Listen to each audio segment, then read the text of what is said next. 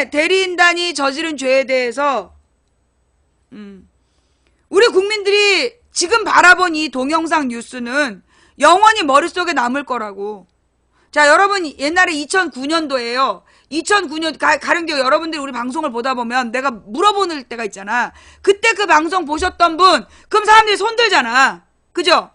그때 실시간으로 우리 시청자들이 망치부인이 겪어낸 시사 상황들을 실시간으로 봤기 때문에 이 사람들이 그걸 기억하는 거야. 그리고 여러분들이 어저께 방송 중에 미디어법이 통과되는 거 몰랐던 분들 있잖아. 그죠? 몰랐던 분들.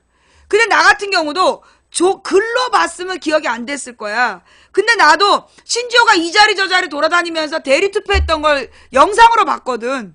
카메라가 이렇게 오마이TV가 보여줬어. 그래서 그 신지호가 돌아다니면서 대리투표하고 있는 걸 우리가 본 거야. 그러니까 내가 그걸 정확히 기억하는 거거든. 예.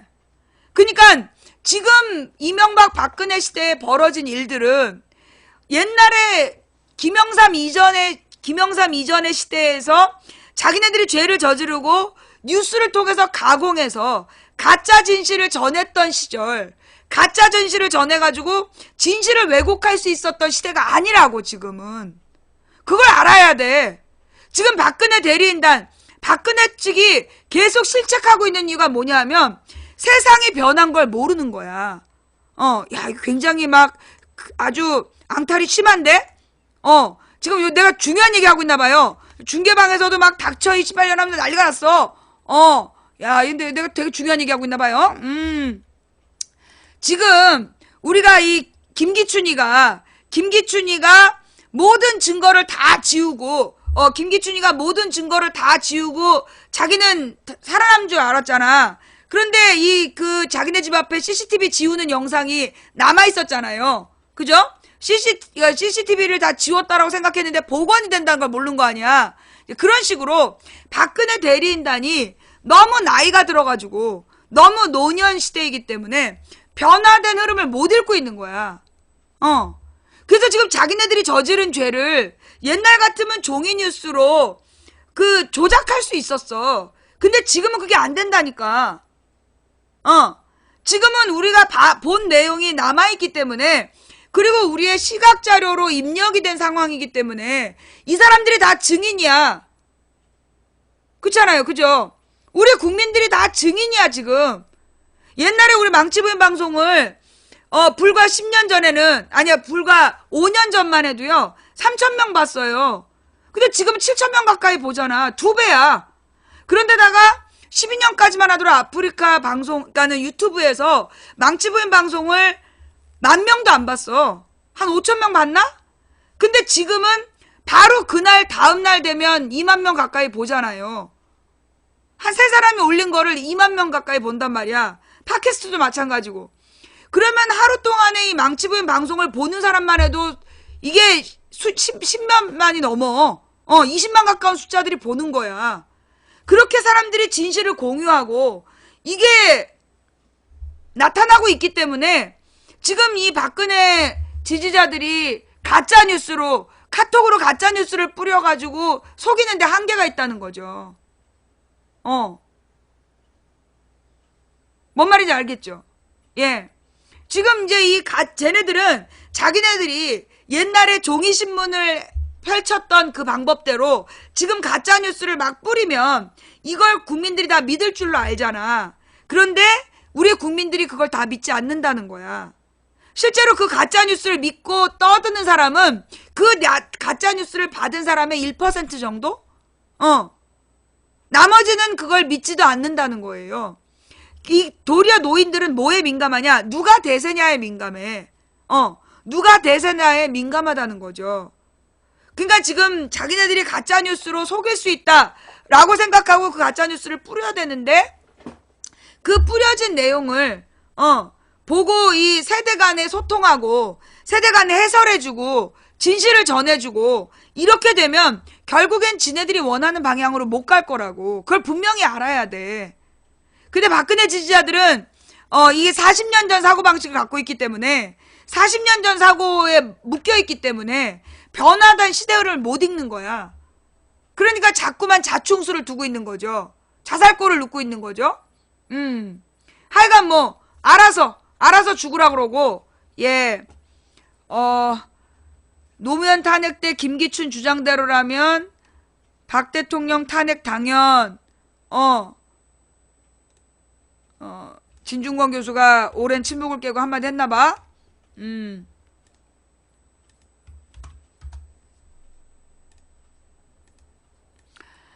진중권 노무현 탄핵 때 김기춘 주장대로라면 박 대통령 탄핵은 당연. 대리인단 코미디를 보면 내가 이러려고 이 나라 국민이 됐나 자괴감이 든다.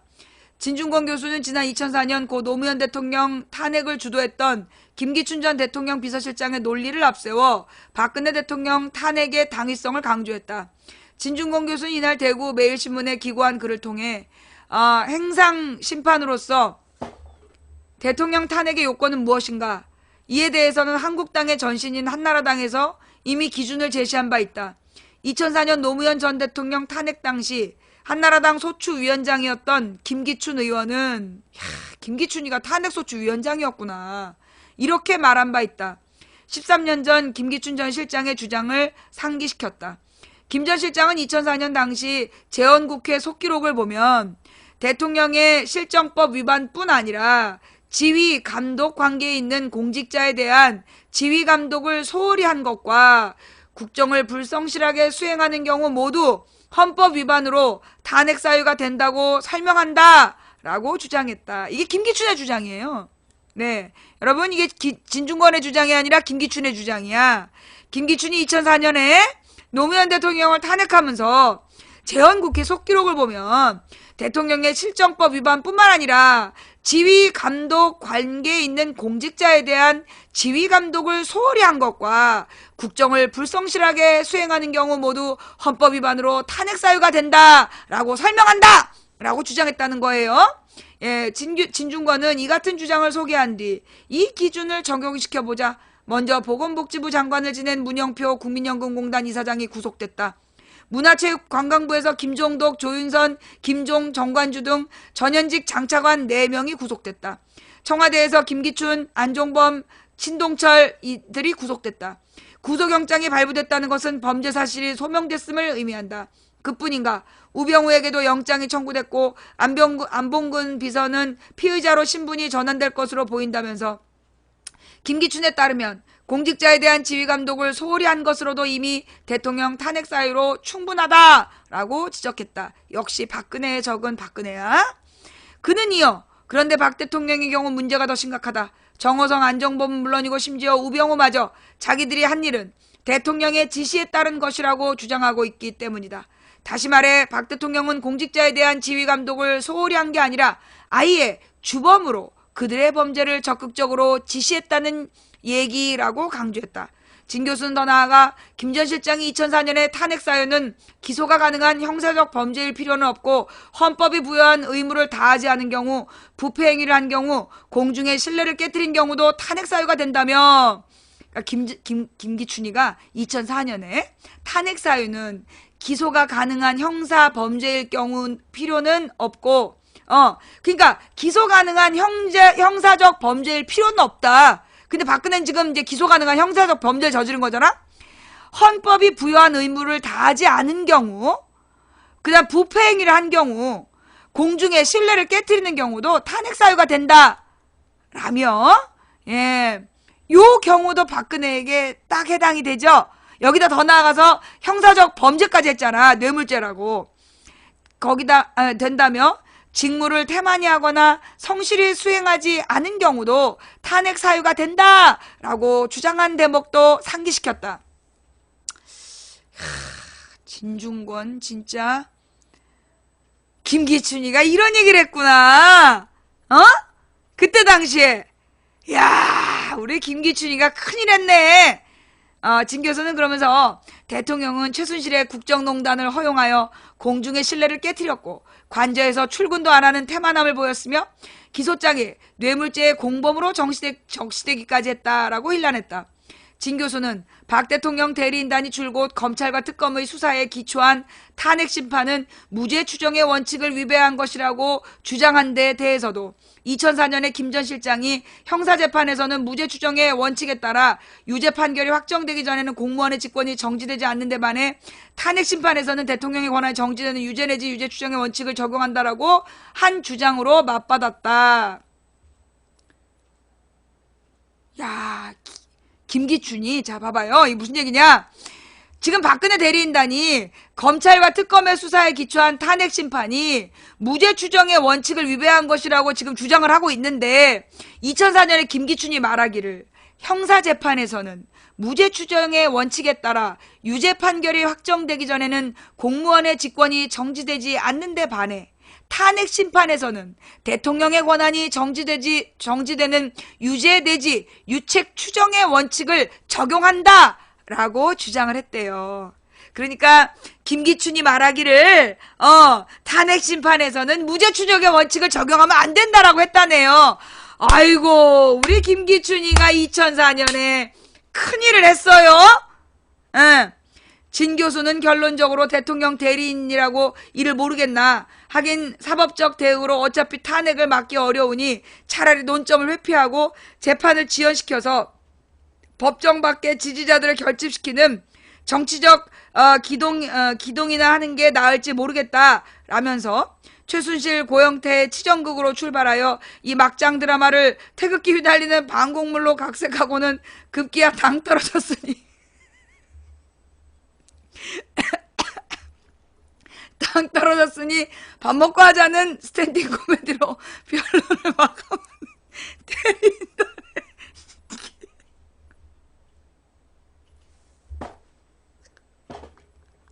어떻게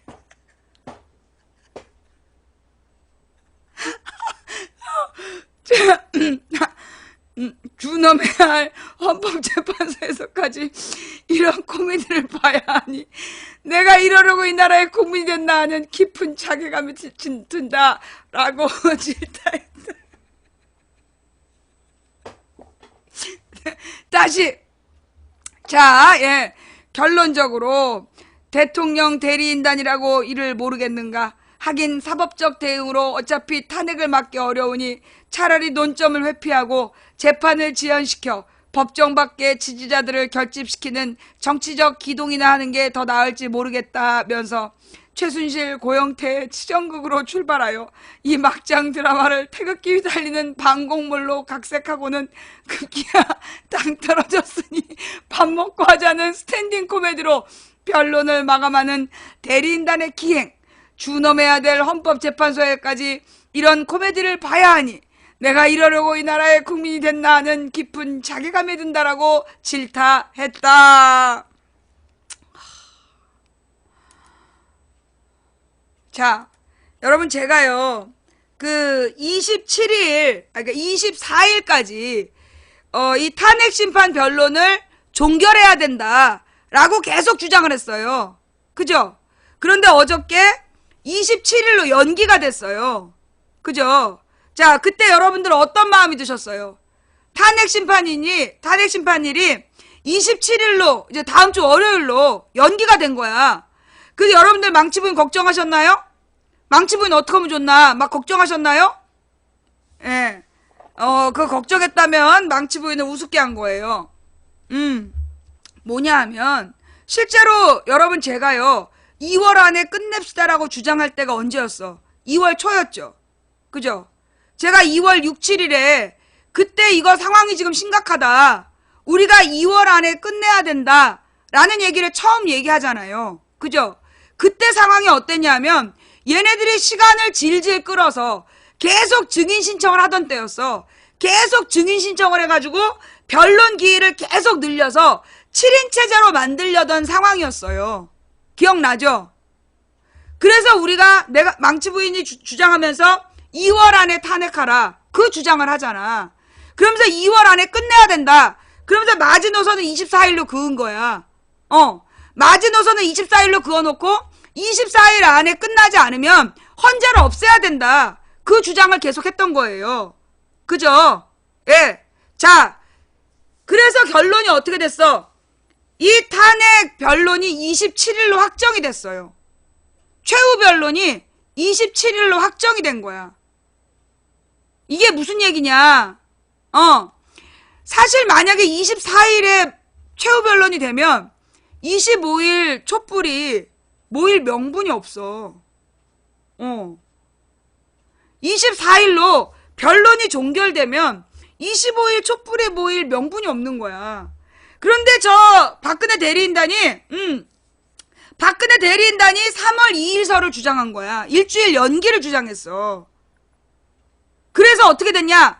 그러니까 헌재에서는 원래 24일로 먼저 못을 박았잖아. 그래서 거기서 하루도 안 된다 막 푸시를 하니까 거기서 하루도 안 된다라는 게 국민의 뜻이다. 그러니까 탄핵 소추위원들의 뜻이다. 그걸 분명히 밝힌 거야.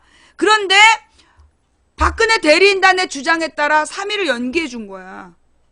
금, 토, 일, 월 4일을 연기해 준 거지. 절묘하게 일주일에 딱 반을 연기해 준 거야. 그러니까 더 이상 이 박근혜 대리인단은 자기네들의 주장을 받아들여지지 않았다라고 주장할 수가 없는 거야. 무슨 얘기인지 알겠어? 우리들의 뜻은 24일로 못을 박았잖아. 그런데 그 24일로 못 박은 거를 이 대리인단이 3월 2, 3일로 그렇게라도 연기하려고 막 애썼어. 그러니까 여기서 딜이 들어간 거야. 그래? 그러면 우리가 27일까지 해줄 테니까 그 안에 와서 박근혜가 말을 하고 싶으면 그 안에라도 와라. 그러니까 얘네들이 지금 카드가 뭐였냐면 대리인단을 전부 다 총사퇴하겠다. 그런데 헌재 정부, 그러니까 대한민국 정부의 법률을 해석하는 팀에서 이 대통령을 사인으로 볼 수 없다. 직무 정지가 된 대통령을 사인으로 볼 수 없기 때문에 그래서 대리인단이 총사퇴해도 헌재는 진행될 수 있다라고 정부에서 해석이 나온 거야. 그러니까 총사퇴론 꺼졌어. 그러면 이제 남은 카드는 뭐냐면 박근혜가 나올 거다. 박근혜가 변론하러 나올 거다라는 얘기를 하면서 계속 시간을 끌려는 작전이었어. 그런데 그걸 갖다 우리가 2월 24일로 못을 박아갖고 그걸 헌재를 압박하니까 헌재에서 무조건 22일까지 답해라. 20일까지 답해라. 22일까지 답해라. 이러면서 3번이나 연장을 해준 거야. 그러면 20일, 22일, 24일을 지나 27일까지 4번 연기를 해줬기 때문에 지금 박근혜 대리인단이 나중에 헌재가 그 변론에 기회를 주지 않았다라고 요구할 명분이 있다 없다? 명분이 있다 없다? 없는 거야. 20일까지 밝혀라. 그런데 얘네들이 박근혜가 올지 말지 왜 얘기 안 했어? 22일까지 밝혀라. 그래도 말 안 했어. 그래서 24일날 최후 변론 한다라고 그 안에 답변하라고 했는데도 안 했어. 그래서 27일로 최후 변론이 연기된 거야. 절대로 변경할 수 없다고 얘기한 24일이 27일로 연기해줬어. 그러면 이거는 소추위원단의 주장 24일과 그 다음에 박근혜 대리인단의 주장 3월 2일에 딱 중간에서 박근혜가 나올 거면 그 안에 나와라. 빼도 박도 못하는 거야. 무슨 얘기냐? 박근혜가 나오든 말든 27일에 최후 변론이 확정됐어요. 예. 박근혜가 나오든 말든 27일에 최후 변론이 확정된 거야. 그래서 뭔 일이냐? 지금 헌재에서 헌법재판관들에 대한 24시간 경호를 요구했어. 지금부터 20일 동안 이 헌법재판관들에 대한 24시간 경호를 요청했다고.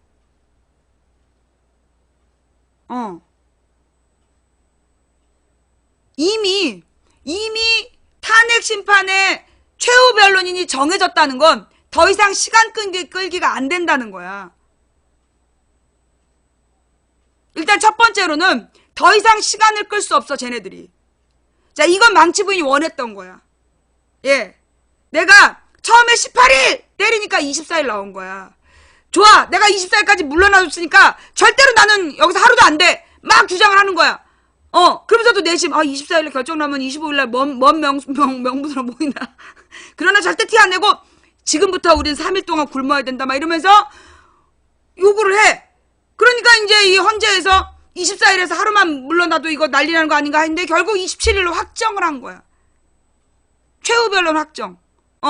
그러면 3월 13일 이내에 선고를 내릴 수 있다는 얘기예요. 예. 3월 13일 이내에 선고를 내릴 수 있다는 거야. 이 3월 13일 이내에 선고를 받아내는 게 그래서 중요한 거야. 자, 지금부터 20일이 우리가 진짜 전쟁이에요. 오늘부터 3월 13일까지 우리가 20일 동안 특별 기도를 해야 돼. 진짜. 25일에도 나와야 되고 3월 1일에도 촛불 들고 나와야 되고. 왜냐면 28일까지 탄핵이 선고가 됐어야 되는데 안 됐잖아. 그럼 우리는 3월 13일까지 탄핵 선고가 될 때까지 우리는 정말 지금부터 20일은 거의 매일 촛불을 들다시피 해야 돼요. 이제 주말로 끝날 게 아니야. 우리 그러면 아니 망치야 너 28일까지만 한다며.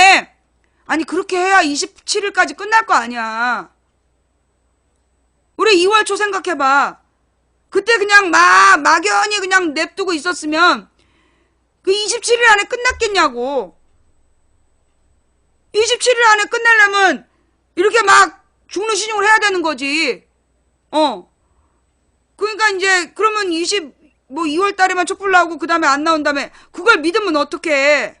내가 대통령 후보도 아니고 대통령 후보면 공약을 지켜야 되지만 난 대통령 후보가 아니잖아. 28일까지만 나오겠다고 그래가지고 국민들의 마음을 쫙 모아가지고 이제 27일날 최후 변론을 하면 이제 이 13일 안에 선고하는데 아무 문제 없는 거잖아. 자, 지금부터 20일이 진짜 전쟁이에요. 예. 자, 여러분. 또 속았구나. 내가 또 망치한테 속았구나. 속은 게 아니야. 이 망치가 이렇게 여러분 그 선덕여왕이라는 드라마 알아요?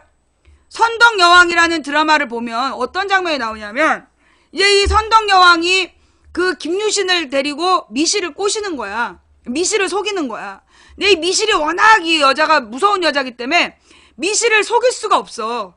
근데 일부러 선덕여왕이 김유신을 보내. 그러면서 김유신한테 뭐라고 얘기를 하냐면, 원래 이제 그 계기 일식이 있냐 없냐 이 부분에 대해서 선덕여왕은 진실을 알아. 근데 이제 김유신한테 거짓말을 하는 거야. 일식은 없다.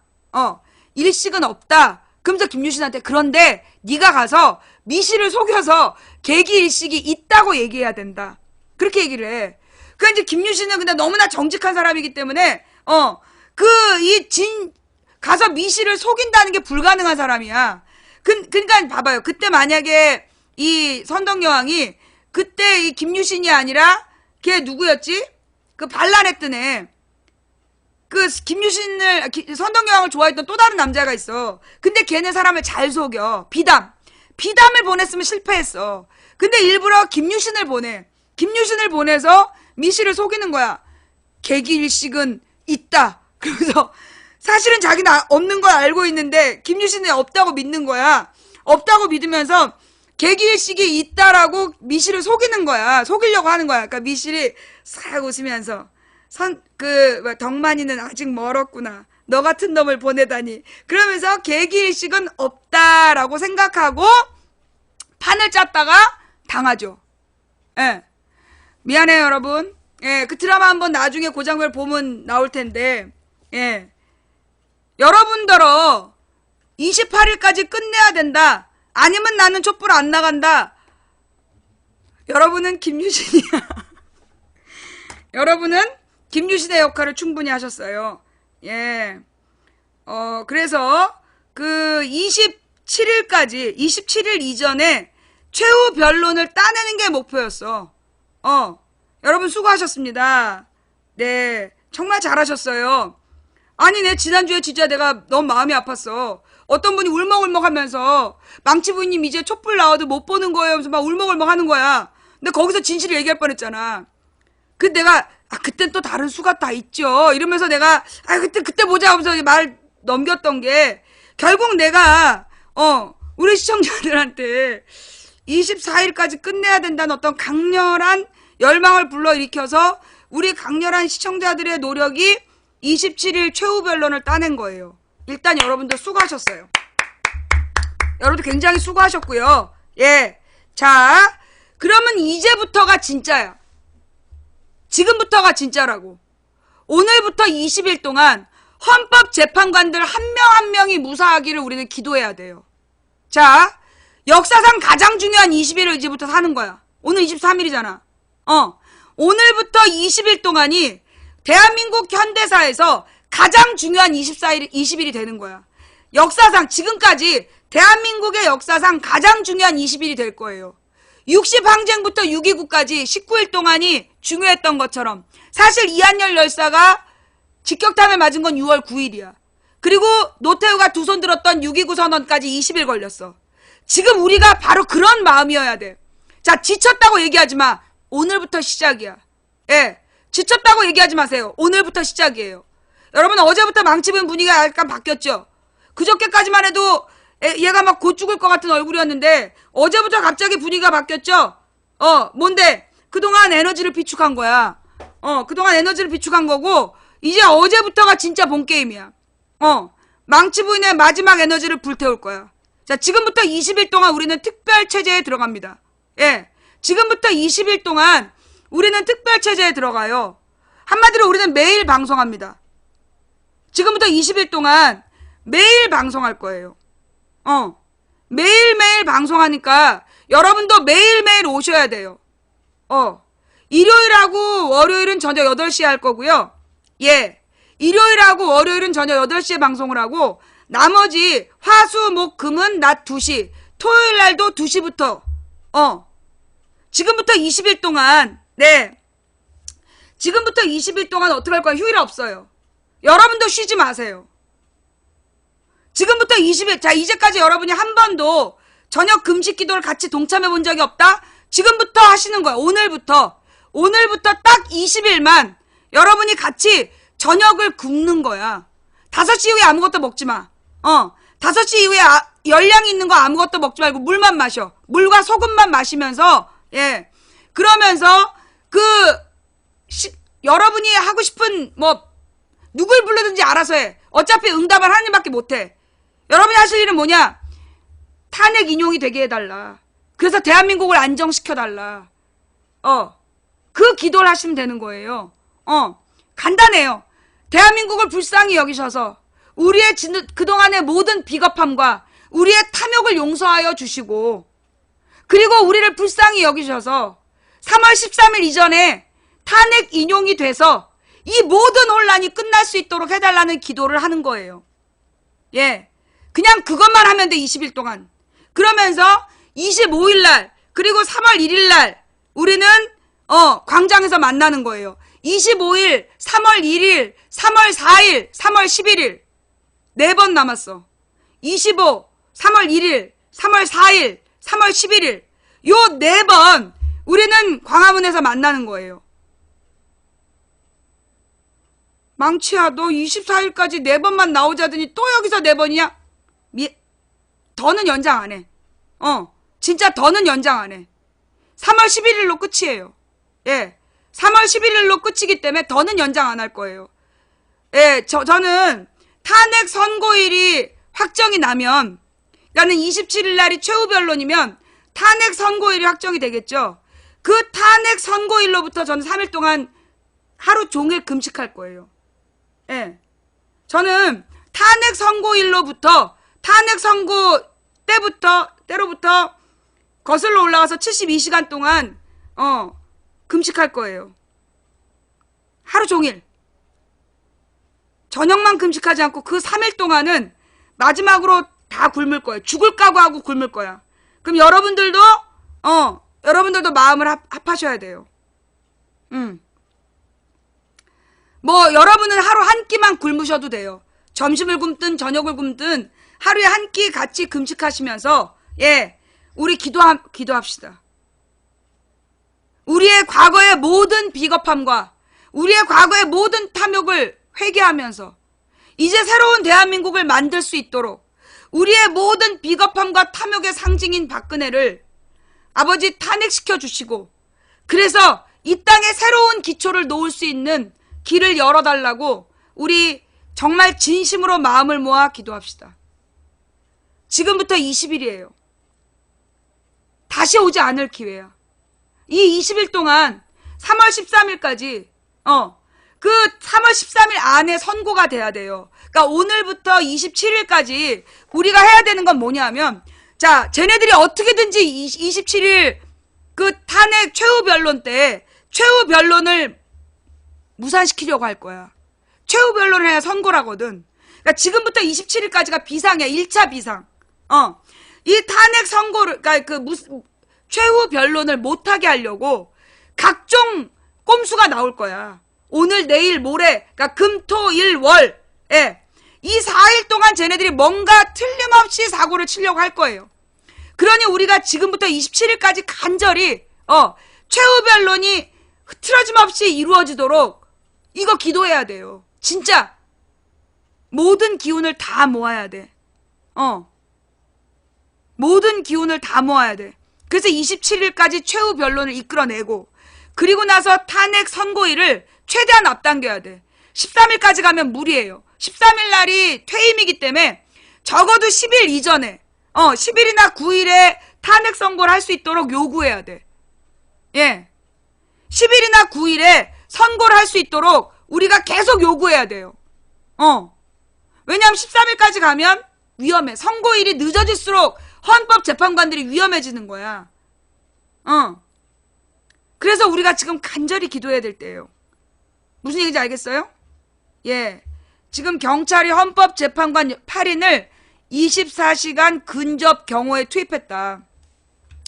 지금 이 박근혜 대리인단의 모습이 기자들을 내동댕이 치잖아. 지금 기자들을 내동댕이 치잖아요. 이거 전부 다 이거 고소해야, 이거 폭행죄로 고소해야 돼. 이거 오마이뉴스 기자를, 카메라 기자를 집어 던졌잖아. 요거 폭행죄로 고소해야 돼요. 그 카메라 기자가 고소해야 되고, 그리고 지금 여기서 뭘 봐야 되냐면, 지금 박근혜 대리인단이 거의 광기를 보이고 있구나. 정상적인 사고를 못하고 있구나. 그러니까 어떻게 해야 돼요? 이 헌법재판관 8인을 24시간 근접 경호한다. 이게 맞아. 그리고 여러분들이 그 24시간 우리 이 헌법재판관들이 무사할 수 있도록 같이 기도하셔야 돼요. 완전히 지금 광기에 지금 사로잡혀 있어. 완전히 사탄의 기운에 지금 사로잡혀 있거든. 그래서 우리가 정말로 하루하루가 우리가 기도해야 되는 거예요. 2014년 통진당 해산 이후 두 번째로 청사 보안도 강화한다. 경찰이 지난 22일부터 박근혜 대통령 탄핵 심판 사건을 심리하는 헌법재판관들의 신변을 보호하기 위해 24시간 근접 경호에 들어갔다. 14년의 통진당 해산 사건 이후 두 번째다. 지금 헌재 관계자는 23일 브리핑에서 재판관 경호 강화가 필요하다고 판단해서 경찰에 개별 경호를 요청했다며 지난 22일부터 개별 경호가 시작됐다. 어제부터네요. 라고 밝혔다. 경찰은 8명의 재판관 모두에게 2~3명씩 경호 인력을 배치했으며 출퇴근은 물론 변론 및 평의 절차 등에도 근접 경호 임무를 수행한다. 개별 경호는 헌재에서의 별도 해제 요청이 있을 때까지 지속된다. 박근혜 대통령 탄핵 심판 선고가 다가오면서 심판정 안팎의 분위기가 과열돼 재판관에게 위해를 가할 수 있다고 판단해서 이루어진 것으로 보인다. 헌법재판관들에 대한 개별 경호는 지난 14년 통진당 해산 사건 이후 두 번째다. 노무현 전 대통령 탄핵 심판 때도 재판관들에게 별도의 경호 인력이 배치되지 않았다. 헌재 탄핵 심판 7명 이상 정족수를 채워야 심리가 진행된다. 만약 재판관 1명이 사고를 당하면 남은 7명 중에 6명이 탄핵 인용을 찬성해야 대통령 파면이 결정된다. 2명 이상이 사고를 당할 경우 헌재법에 따라 심판 절차가 중지될 수 있다. 헌법재판소는 또 청사 보안 강화 차원에서 청사 내에 도감청을 점검하고 경찰 병력을 추가로 요청해서 배치했다. 굉장히 지금 상황이 매우 심각한 상황이에요.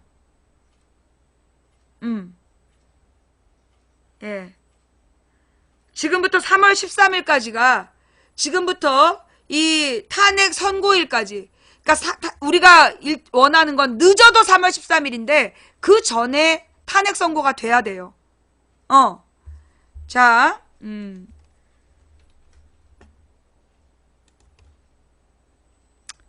대한변협에서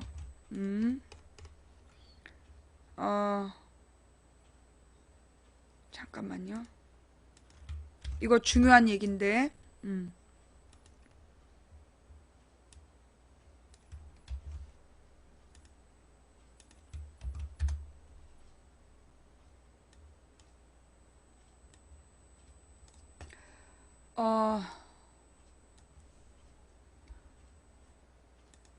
대통령 대리인단 변론 논란. 대한변협이 품위유지 의무 위반을 따진다. 예, 대한변협, 이게 법률신문이에요. 지금 법률신문에서 대리인단의 변론 논란에 대해서 대한변협이 품위유지 의무 위반을 따진대요.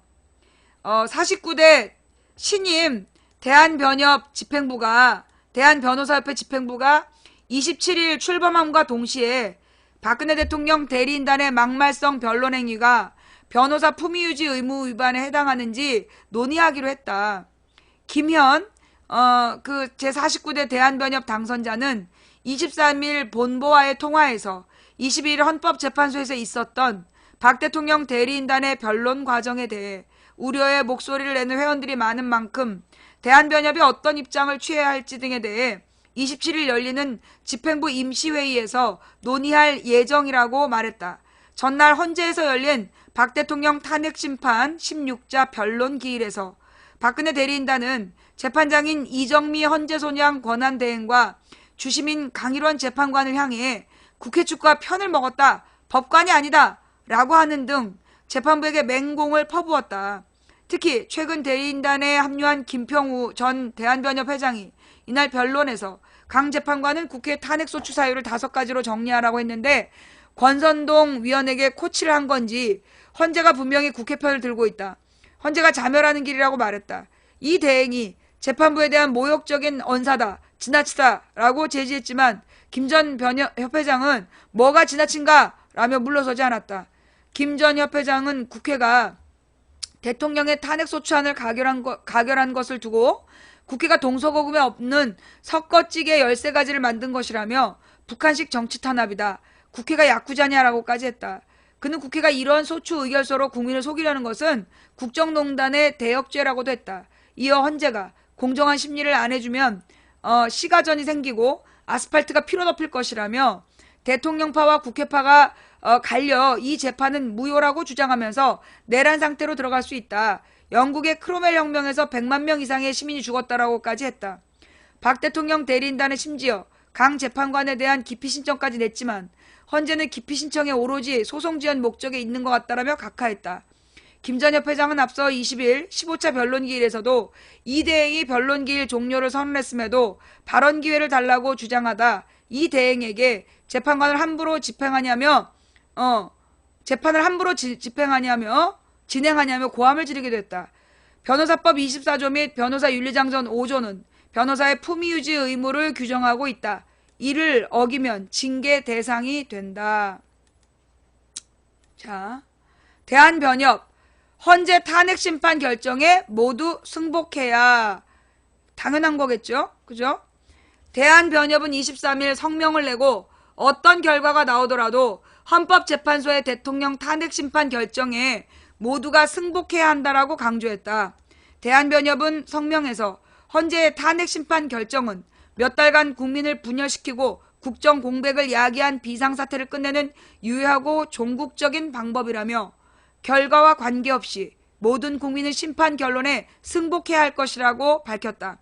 대한변협은 대통령 탄핵심판이 진행되면서 정치 세력들이 자신에게 유리한 결과를 얻어내기 위해 헌재 재판관에게 영향을 미치려는 시도를 하고 있다며 일부 소셜 네트워크 서비스에서 A 재판관과 B 재판관은 이미 탄핵을 기각하는 쪽으로 마음을 굳혔고 청와대에서 C 재판관을 설득하고 있다는 등 근거 없는 유언비어까지 유포돼 사법권의 독립과 법치주의가 훼손된 사태가 벌어지고 있다고 지적했다.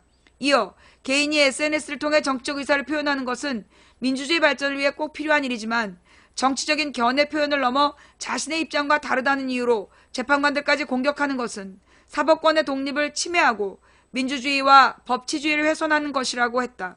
그러면서 정치권 역시 탄핵 심판을 당리당략적으로 이용해 국민의 갈등을 증폭시키는 일을 삼가야 한다며 헌재 판결에 무조건 승복하는 것이 헌정 질서를 지키고 법치주의를 온전히 실현하는 방법임을 명심하라고 강조했다. 또 헌재를 향해서도 탄핵 심판이 갖는 중차대한 의미를 되새겨 심판의 절차와 법리에 소홀함이 없도록 각별히 주의하라고 주문했다. 지금 비상사태라는 느낌이 딱 오시죠? 예. 지금 상황이 매우 심각한 상황이라는 거 느낌이 오시죠? 그죠? 자, 잠깐만. 근데 아까 지금 7,000명 가까이 봤는데, 여전히 업은 4,825명이야? 왜 이렇게 업들 안 하는 거지? 예. 내가 아무리 까먹었다래도, 업들 안 하고 뭐 하는 거지? 예. 지금 굉장히 심각한 상황이다. 그래서 지금부터 20일 동안 우리가 기도를 열심히 해야 되는 거다. 자, 그 다음에, 요거 말고, 뭐가 있냐면, 김현정 쇼에서 오늘 또 중요한, 우리 권영철 기자가 또 한 건 했어. 미안해요. 네. 광고가 나가고 있습니다.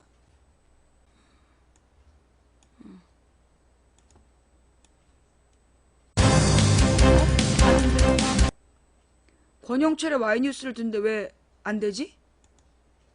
된다. 또 중요한 얘기가 나와요. 우병우는 왜 우병우를 쐈나? 와이뉴스에서 뭘 가지고 오셨어요? 우병우 전 민정수석과 관련된 얘기입니다. 우 전 수석에 대한 구속영장이 기각됐죠. 됐습니다. 여론은 들끓고 있고요. 예. 특검의 수사기관을 연장해서 반드시 구속시켜야 한다는 목소리가 높아지고 있습니다. 예. 그런데 구속영장 기각은 우병우에게 득이 아니라 독이라는 분석이 더 많습니다. 구속되지 않으려고 전관 변호사들을 선임해서 애를 썼지만 오히려 상황을 더 악화시켰다는 게 전문가들 분석입니다. 아니 무슨 말씀이세요? 우병우 전 수석 구속영장이 기각됐는데 네. 그게 우병우 수석한테 좋은 거지. 어떻게 독입니까? 우 전 수석으로서야 일단 구속을 피했으니 안도의 한숨을 내쉬을 것입니다. 당연하죠. 그렇지만 이게 끝이 아닙니다. 이제 시작일 따름입니다. 무슨 말씀이세요? 전현직 검찰 관계자 내가 10여 명에게 예. 우병우 영장 기각이 그에게 득이냐 독이냐를 물었더니 약이냐 독이냐? 이제 이구동성으로 독이다. 이구동성으로요? 예. 이대로 끝날 일이 아니기 때문이라는 게 일치된 답변이었습니다. 이거는 이유가 굉장히 궁금하네요. 왜 독일까요? 자, 왜 독일까 우선 첫 번째는 우 전 수석에 대한 분노의 여론이 들끓고 있죠. 그렇죠. 우 전 수석이 구속됐더라면은 여론의 관심은 급속히 떨어질 겁니다. 아하. 김기춘 전 비서실장 보면 알잖아요. 조윤선 장관 봐도 그렇고요. 또 구속영장을 기각하면서 소명 부족이라고 표현할 정도로 수사가 좀 부실한 점이 있습니다.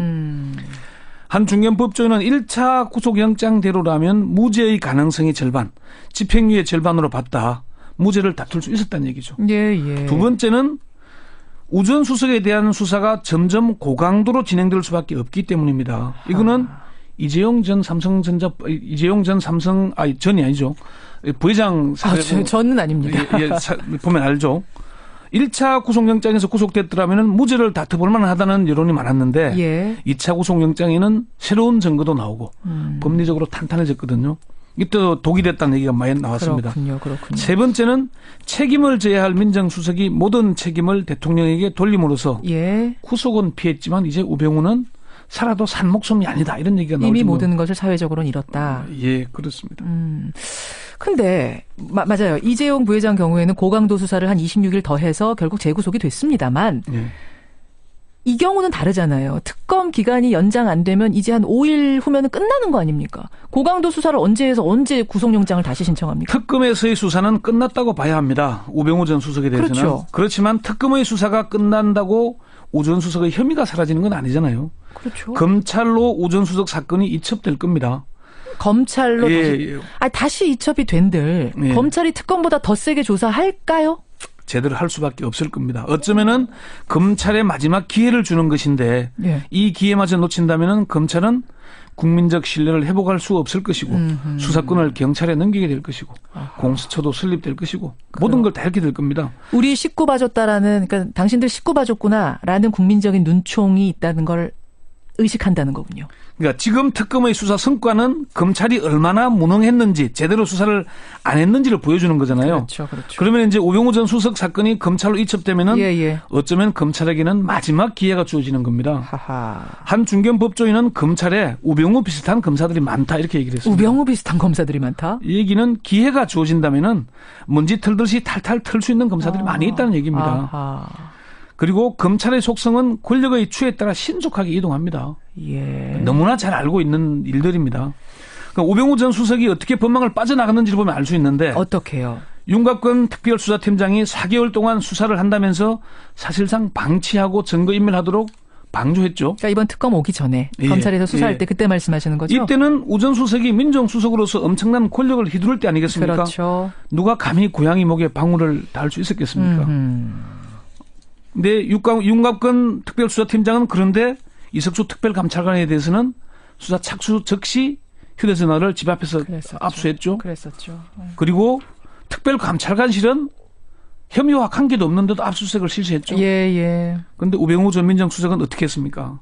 이게 윤곽근 수사팀장과 우 전 수석의 개인적인 친분도 작용했겠지만은 이석수 특별감찰관은 국기문란 사범으로 낙인이 찍힌 반면 우병우는 서서히 푸르게 살아있었기 때문입니다. 그렇죠. 첫 번째는 그러니까 방치한 덕분에 빠져나간 거다. 두 번째 빠져나간 힘이 있으니까 방치했고 두 번째는 특검의 수사가 좀 부실한 점이 있습니다. 특검 수사 자체도 부실했다. 예, 지난주 때 왜 특검은 우병우 수사 왜 변죽만 올리냐고 우리가 방송한 적이 있죠. 했었죠. 와이뉴스. 그때 얘기했다시피 특검이 법무부와 검찰 내부에 대한 수사를 소홀히 하고 있다. 예. 이게 뭐 파견 검사들 때문이라는 얘기도 있고 여러 가지 이유가 많이 있거든요. 그렇죠. 블랙리스트 수사가 어떻게 성과를 거뒀을까요? 내부자의 협조와 진술이 있었기 때문입니다. 맞습니다. 그런데 나머지 사건들에 대해서는 특검이 그렇게 가열차게 수사를 안 한 측면이 있거든요. 당장 롯데그룹 압수수색 정보 유출 사건만 해도 이 수사를 하려면은 정보가 법무부의 누가 청와대 누구에게 보고했는지부터 수사에 들어가야 되거든요. 그렇죠. 이런 수사가 전혀 안 이루어졌습니다. 안 이루어졌기 현직 때문에. 검사에 대한 수사가 없었어요. 빠져나갈 수밖에 없었다. 법망을. 근데 그 일각에서는 특검 수사 기간이 연장돼도 우병우 수석 구속이 어렵다 이런 얘기도 나오던데 그건 왜 그래요? 이게 현 특검법으로는 우 전 수석을 수사하는데 한계가 너무나 명백하기 때문입니다. 그렇습니까? 제가 법 조문을 일일이 설명하기 그런데 예를 들자면 이런 겁니다. 우병우 전 민정비서관 시절 세월호 참사 원인을 수사하던 광주지검 검사들이 해경 압수수색에 나섰잖아요. 예. 그런데 부장검사에게 전화를 걸어서 메인섭 압수수색을 못하도록 막았죠. 그랬죠. 이건 명백한 직권 남용 권리 행사 방해입니다. 명백하죠. 그런데 특검은 전화를 받은 부장검사를 수사하지 않았습니다. 아니 조사하지 못했다고 표현한 게 맞을 겁니다. 왜냐? 수사 대상이 아니기 때문입니다. 그러네요. 특검법에 1호에서 8호에 이를 수사할 수 있는 근거가 있어야 되는데 근거가 없습니다. 이용복 특검보가 김기춘 전 비서실장을 구속한 뒤에 우병우 수사에 본격 착수할 점에 특검법 좀 바꿔달라고 호소를 한 적이 있습니다. 그게 뭐냐?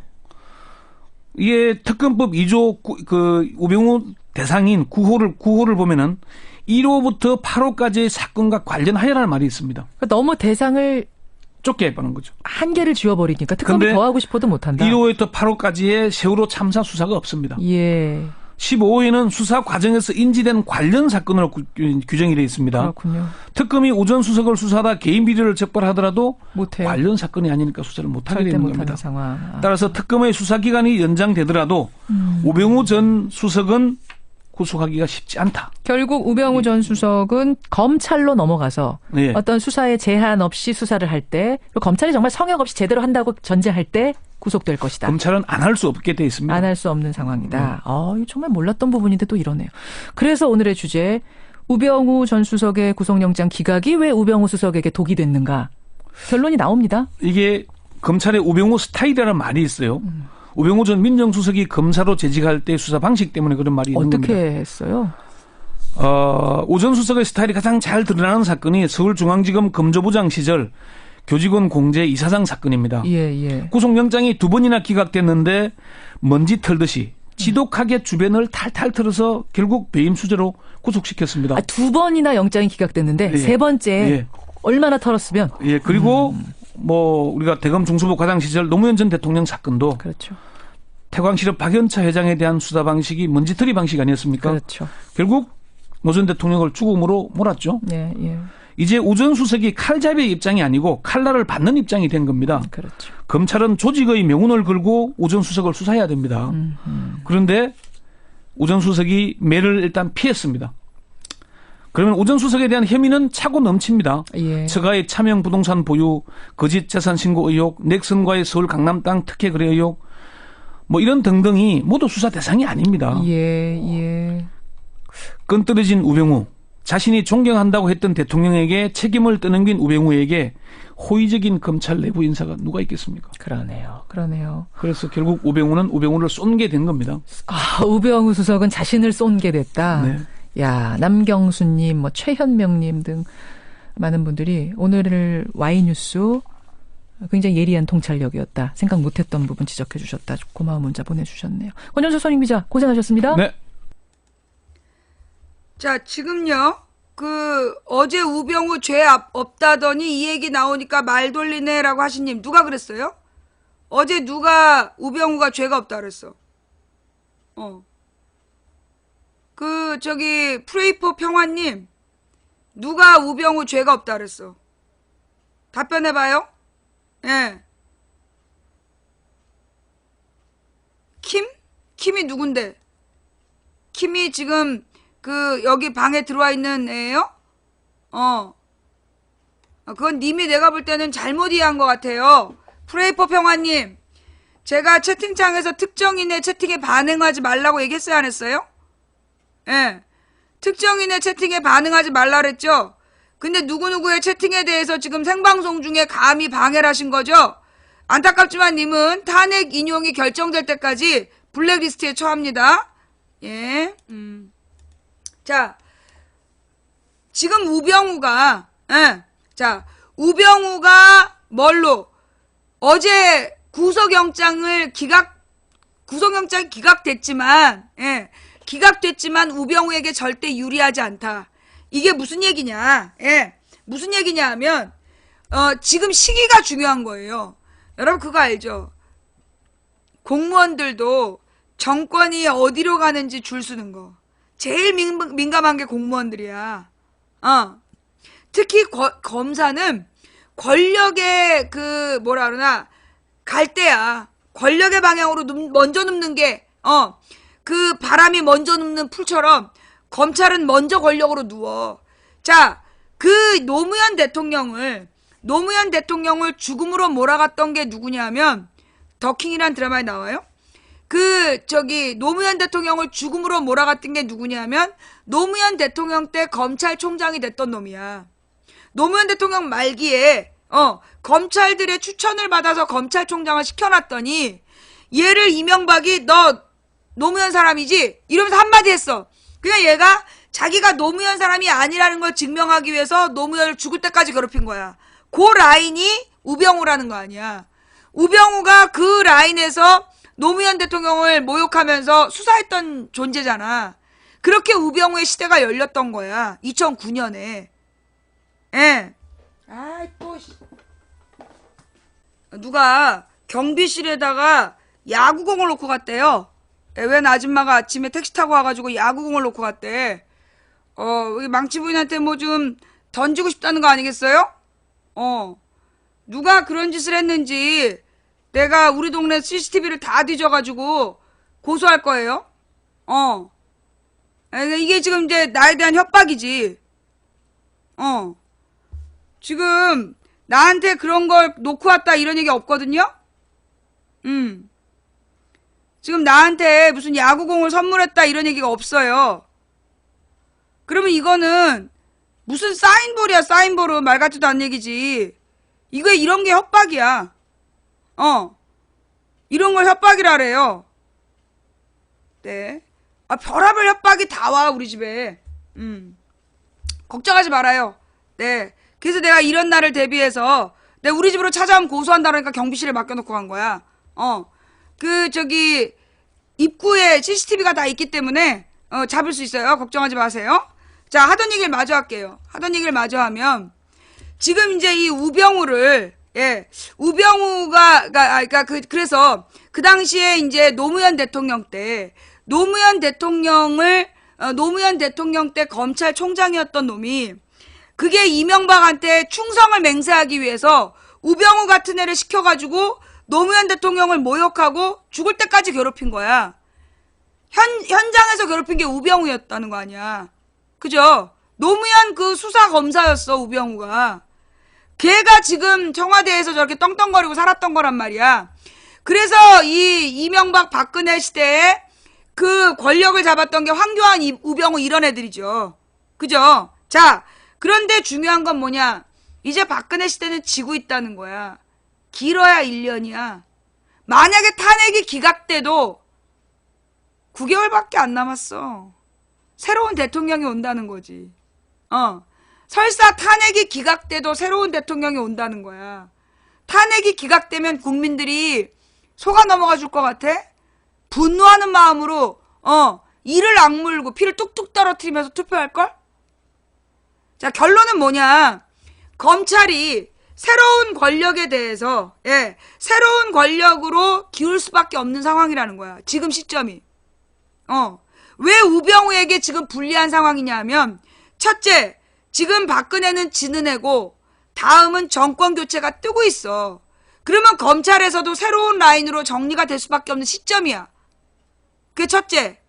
그 다음에 두 번째, 9개월을 언제 참아? 헛소리 좀 하지 마. 너는 이러니까 블랙 걸리는 거야. 9개월을 어찌 참음? 잠깐만. 너는 영구 블랙이야. 나는 11년을 참았어. 9개월을 못 참아? 자, 하던 얘기를 마저 할게요. 그래서 첫 번째는 지금 정권 교체기의 검찰은 절대 구권력 편을 들지 않는다. 하나. 두 번째는 뭐냐? 지금 이제 새로운 그 다음 정부를 준비하는 이 야권에서는 일찌감치 뭘 주장했냐 하면 검찰의 기소 독점권에 대한 문제 제기를 해왔어요. 들어봤어요? 검찰의 기소 독점권? 예. 오늘의 특집이야. 예, 오늘 좀 더 자세한 설명. 우리나라에서 아무리 어떤 놈이 죄를 지어도 그 놈의 이 수사 결과를 가지고 재판에 회부할지 말지를 결정하는 건 검사밖에 없어. 우리나라에서. 그리고 검사가 아니면 특검. 딱 두 개야. 그러면 이 기소할 수 있는 권한이 그 검찰에게밖에 없는데, 이 검찰의 기소 독점권 때문에 이제까지 검사들은 뭘 안 받았어? 처벌을 받지 않았어. 검사들끼리는 다 지들끼리 봐준 거야. 그래서 이제까지 검사들은 대부분 기소되지 않고 넘어왔던 거야. 자, 그런데 거기에 문제가 있다. 그래서 지금 다음 정부에서 얘기되고 있는 게 뭐야? 고위공직자 비리수사처. 그게 뭐냐면 검찰들이 지네들이 알아서 지 윗대가리들은 기소하지 않는 그 원칙을 깨기 위해서 고위공직자 비리수사처를 만든다는 거야.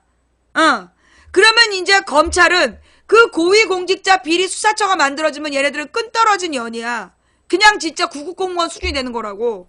그러면 얘네들이 어떻게든지 자기네들의 권력을 지키려면 다음 정권에게 자기네들이 제대로 수사했다. 공정하다. 이런 주장을 해야 되는 상황인 거라는 거지. 첫째는 권력이 변하고 있다. 둘째는 고위공직자 비리수사처가 생기면 기소독점권이 사라진다. 따라서 검찰의 밥줄이 상당히 위험해진다는 상황이야. 그러니까 제대로 수사해야 된다. 세 번째, 지금 오랫동안 검찰과 경찰이 계속 다퉈왔던 내용이 있어. 그게 뭐냐면 수사권이야. 이제까지 경찰이 주장한 건 뭐냐면 수사는 경찰이 하고 기소는 검찰이 한다. 그게 이제 경찰이 요구한 거야. 근데 지금 상황은 수사를 경찰도 하고 검찰도 해. 그래서 경찰이 이 새끼 나쁜 놈이다 수사해갖고 증거를 넘겼는데 검찰이 보강 수사를 하겠다라는 이름으로 풀어주기도 하고 아니면 죄가 없는 애를 유죄로 만들기도 하고 그랬던 거야. 그래서 검찰의 수사권이 문제가 됐었어. 이제까지 계속 여러 번 문제가 된 거야. 그러니까 검찰의 권력이 결국 기소독점권과 수사권에서 나오는 건데 지금 그 두 가지에 대한 국민적인 비판이 10년 동안 있어 왔던 거야. 이 노무현 대통령에 대해서 무리한 수사로 죽음으로 몰아넣었던 시절부터 지금까지 그래서 이 고위공직자 비리수사처를 만들어서 검찰의 기소독점권을 없애고 그 다음에 수사권 독립. 그래서 수사는 경찰이 하고 검찰은 기소만 한다. 그렇게 수사권을 독립해버리면 검찰의 권력이 사라지는 거야. 기소권. 기소권도 나눠지는 거고. 무슨 얘기지? 자, 이 말이 좀 어렵죠? 이해가 되세요? 자, 집중해. 자, 다시 집중해서 들어요. 예. 자, 지금 상황이 어떤 상황이냐? 지금 우병우에게 세 가지가 불리하다는 거야. 첫째, 권력이 넘어가는 기간이다. 이미 박근혜는 끝났어. 탄핵 기각돼도 저거는 시체야. 왜냐하면 국회 3분의 2가 야당이야. 그 박근혜 편을 들 수 있는 게 90몇 명밖에 안 돼. 아마 90몇 명도 박근혜가 돌아온다고 편들 수 없을 거야. 국민들의 분노가 하늘을 찌를 거거든. 하늘을 찢을 정도거든. 자, 그 다음 그러니까 검찰은 권력의 향배에 민감해질 수밖에 없다. 두 번째, 검찰의 권력은 두 가지인데 기소 독점권하고 수사권이야. 그래서 기소 독점권이라는 게 뭐냐면 나쁜 놈을 법정에 세워서 유죄 판결을 받도록 법정으로 끌어갈 수 있는 권리를 검찰만 갖고 있어, 우리나라가. 그래서 검찰은 봐주고 고위공직자들, 고위공무원들은 눈 감아주고 그렇게 권력이 부패해 갔단 말이야. 그래서 고위공직자들을 따로 기소할 수 있는 고위공직자 비리 수사처라는 걸 만들겠다. 그게 노무현 대통령 때부터 나온 거야. 검찰 개혁안으로. 그게 이제 지금 그게 문재인이 되든 안희정이 되든 고위공직자 비리 수사처는 반드시 만들어져야 된다는 거지. 그러면 검찰의 날개 하나가 사라지는 거야. 기소독점권이라는. 두 번째가 뭐냐 하면 수사권 독립 문제야.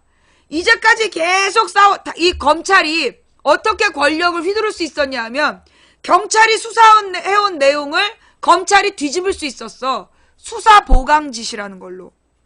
그래서 이 유죄라고 조사해서 넘겨도 무죄를 만들고 무죄라고 처리했는데 죄가 없는 놈을 유죄 만든 게 검찰의 권력이었단 말이야. 그런데 지금 경찰의 수사권 독립 요구. 그러니까 만약에 검찰에서 우병우를 제대로 수사하지 않으면 검찰로부터 수사권을 뺏고 고위공직자 비리 수사처를 만들면 검찰은 잡범들 기소권만 남는 거야.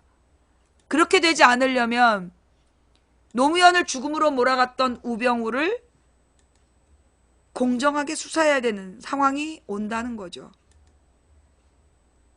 뭔 말인지 알겠어? 예.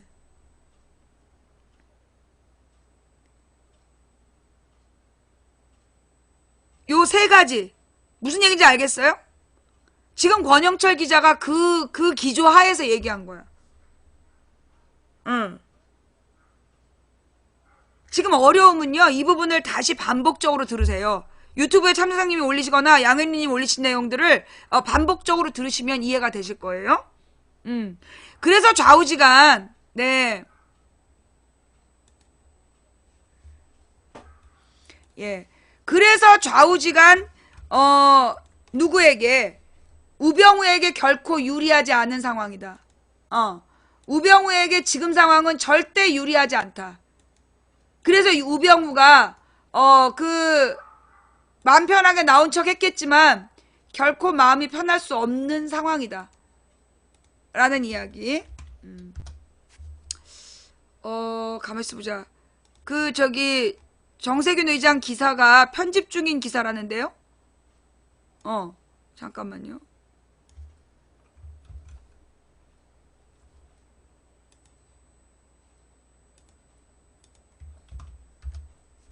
예, 기사가 없대.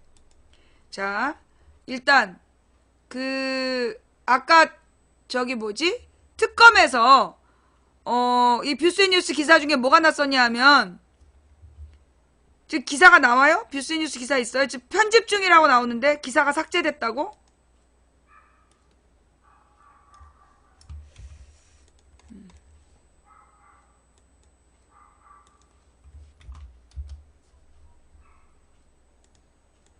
예.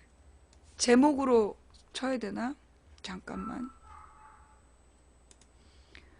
우리 앞집 강아지가 저렇게 짖어대는 건 지금 문 밖에 누군가 와가지고, 예, 나에게 테러를 하려고 하고 있다는 얘기죠? 예. 어머 무서워. 나한테 테러를 가하면 어떡하지? 라고 할 줄 알았나 보지? 그래서 우리 집에다가 막 야구공 놓고 가 그랬나 보지? 꿈도 꾸지 마. 그 기사가 없대요. 네. 지금 그 정세균 기사가 없는 걸로 나와요. 예.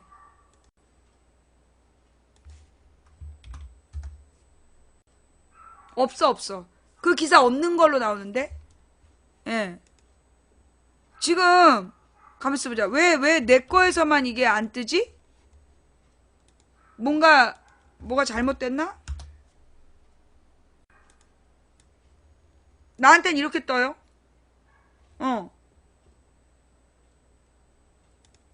저기, 그러면요.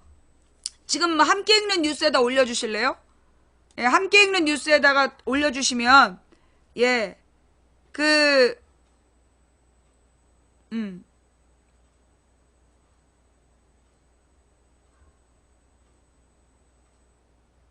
아니야. 시간은 아니고, 내가 지금 새로운 주소로 계속 복사했는데 안 된다니까요?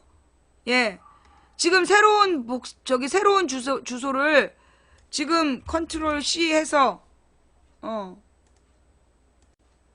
컨트롤 V를 했는데도 이렇게 나오고, 그 다음에 내가 그래서 아예 제목으로, 지금 여기 제목으로 검색을 했어요. 네이버에서, 예. 정세균 황교안에게 특검 연장해달라. 검색 결과가 없대. 예. 지금 검색 결과가 없다고 나오는데?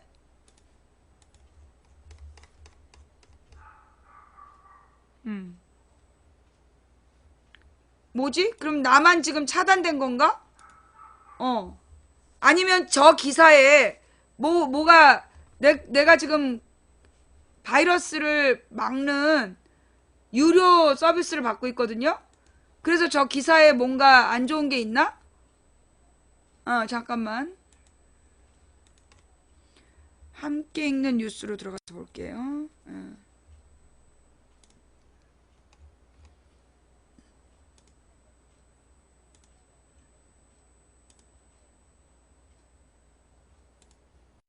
들어가신다. 정세균, 황교안에게 특검 연장해달라. 정세균 국회의장이 23일 황교안 권한대행 국무총리와 통화해서 특검 수사기간 연장을 수용해달라는 뜻을 전달한 것으로 확인됐다. 이날 오전 황 권한대행에게 전화를 걸어서 특검 수사기간이 연장되는 것이 바람직하니 황 대행이 잘 판단해달라는 뜻을 전달했다고 의장실 관계자가 전했다. 이에 앞서 이날 오전 열린 교섭단체 사당 원내대표와의 회동에서 국민의당 주승용 원내대표가 정 의장에게 황 권한대행을 상대로 특검 연장에 대한 국회 입장을 전달하고 입장을 확실히 받아달라고 요청했고, 정 의장은 황 권한대행에게 전화통화를 하겠다라고 답변했다. 황 대행은 특검의 수사기간 연장 신청에 대해 관련법에 따라 면밀하게 검토 중이라는 입장만 내놓고 있다. 자, 제가 뭐라 했어요? 지금 이 바른정당이 주도해가지고 야사당더러 정세균에게 특검법 연장을 그 직권상정해달라고 오늘까지 막 요구한다 그랬잖아. 그죠? 막 그렇게 이제 요구를 하겠다는 거야. 근데 내가 그랬잖아. 특검법 연장을 요구하는 건 실제로 지금 황교안이가 안 해주는, 여러분 오늘 봐봐요. 오늘 양쪽 방에서 난리 났잖아, 지금. 내가 그 특검 연장 방해 중인 미필 황교안 그랬더니 지금 요원들이 지금 쌩 난리가 났어. 그죠? 지금 막 아주 거친 애들이 들어와가지고 막 거칠게 지금 앙탈을 부리고 있어. 요게 핵심인 거야. 예. 지금 상황이 이게 핵심인 거야. 그래갖고 얘네들이 지금 막 난동을 피우고 있는 거예요. 미필 황교안이 특검 연장을 방해하고 있다. 이걸 내가 지금 이제 계속 요구를 하고 있기 때문에 지금 얘네들은 이제 왜냐, 이 요원들은 황교안이 그 특검 연장을 방해해서 그래서 그걸로 그 인기몰이를 하고 싶은 거야. 근데 거기다가 딱 미필을 달아놓은 거야. 그러면 이 미필이라는 딱지는 사실 보수의 대통령 후보로서는 부적당한 내용이거든. 보수 세력을 상징하는 대통령이 될 수 없는 거야. 그러니까 지금 나한테 계속 와갖고 시비 거는 거야. 너도 미필이면서 왜 황교안한테 미필이라 그러냐고. 나는 막말로 고추가 없고 황교안이 고추가 있잖아. 대한민국에서 고추가 있는 멀쩡한 놈은 군대를 가야 되잖아. 근데 황교안이 안 갔다니까. 우리나라의 헌법에 군역의 의무가 남자한테 있잖아. 나한텐 군역의 의무가 없어. 미필이란 말은 뭐냐면 대한민국의 건장한 남자는 병역을 필해야 된다. 그게 군역의 의무야. 근데 나는 그게 없어. 그래서 못 가는 거야. 근데 황교안이는 그게 의무였다고. 의무였던 황교안이가 군대를 안 갔어. 안 간 이유가 무슨 민주화 운동을 해서 안 갔거나 뭐 어디 저기 누구야 이재명처럼 노동 현장에서 손가락이 잘려서 안 간 게 아니야. 얘는 일단 면제받고 나중에 피부병이라고 거짓말한 거 아니야. 피부병이란 거 입증을 못하고 있어 지금. 그냥 어디다 대고 나랑 비교를 해. 황교안도 없어? 그러면 뭐 얘기가 다르지. 황교안도 없어서 못 간 거면 내가 이해를 하고. 없는 거야? 내가 몰랐네. 어디다 대고 나랑 비교를 해. 이 씹새들아.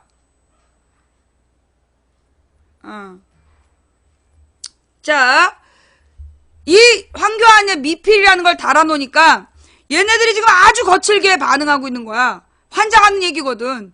이제까지 숨겨왔던 너의 미필이라는 비밀 망치가 다 까발려. 미치겠지? 숨겨왔던 미필이라는 비밀을 망치 부인 싹 다 까발리니까 환장하겠지? 그러니까 지금 얘네들이 지금 막 거칠게 반응하고 있는 거야. 내가 여기 다른 능력은 좀 떨어지는데 기억력 하나로 먹고 살아. 쉽지 않을 거야. 예. 미필 황교안 특검 방해 특검 연장 승인에 예. 미필 황교안 특검 연장 방해해. 미필 황교안 특검 연장 수용해. 예. 미필송을 널리 알리겠다 했더니 지금 얘네들이 아주 그냥 뒤집어지는 거야.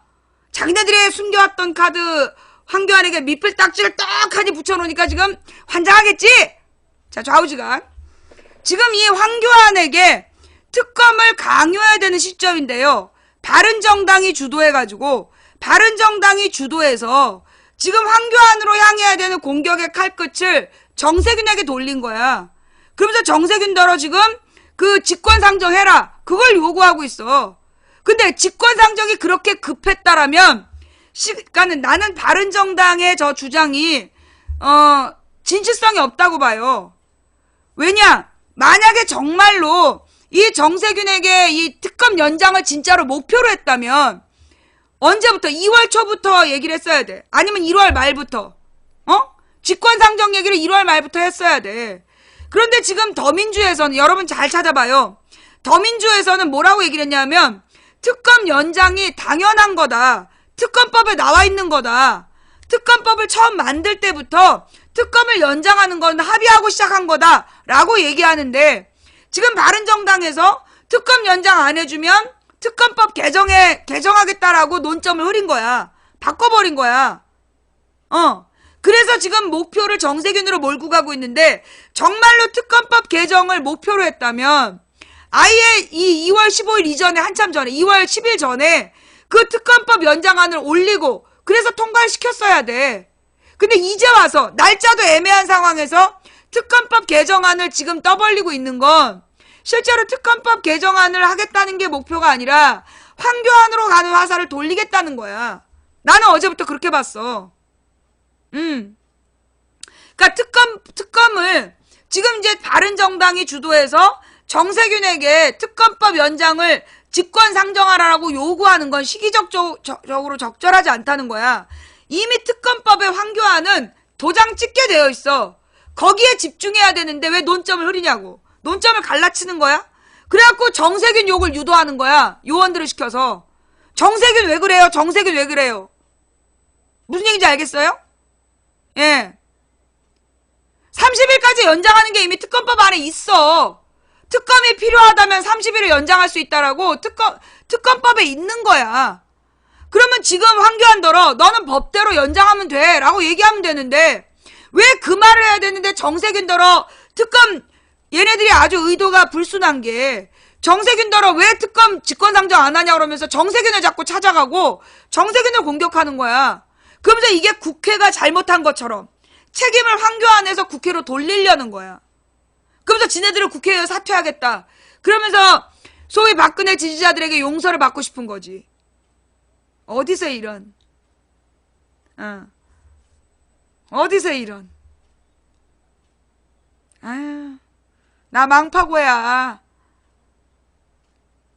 43년 동안 뉴스를 받고 29년 동안 민주화운동을 연구하였으며 13년 동안 인터넷 흐름을 연구한 망파고 어디다 대고 여기다 대고 그런 걸 들이대고 그러나.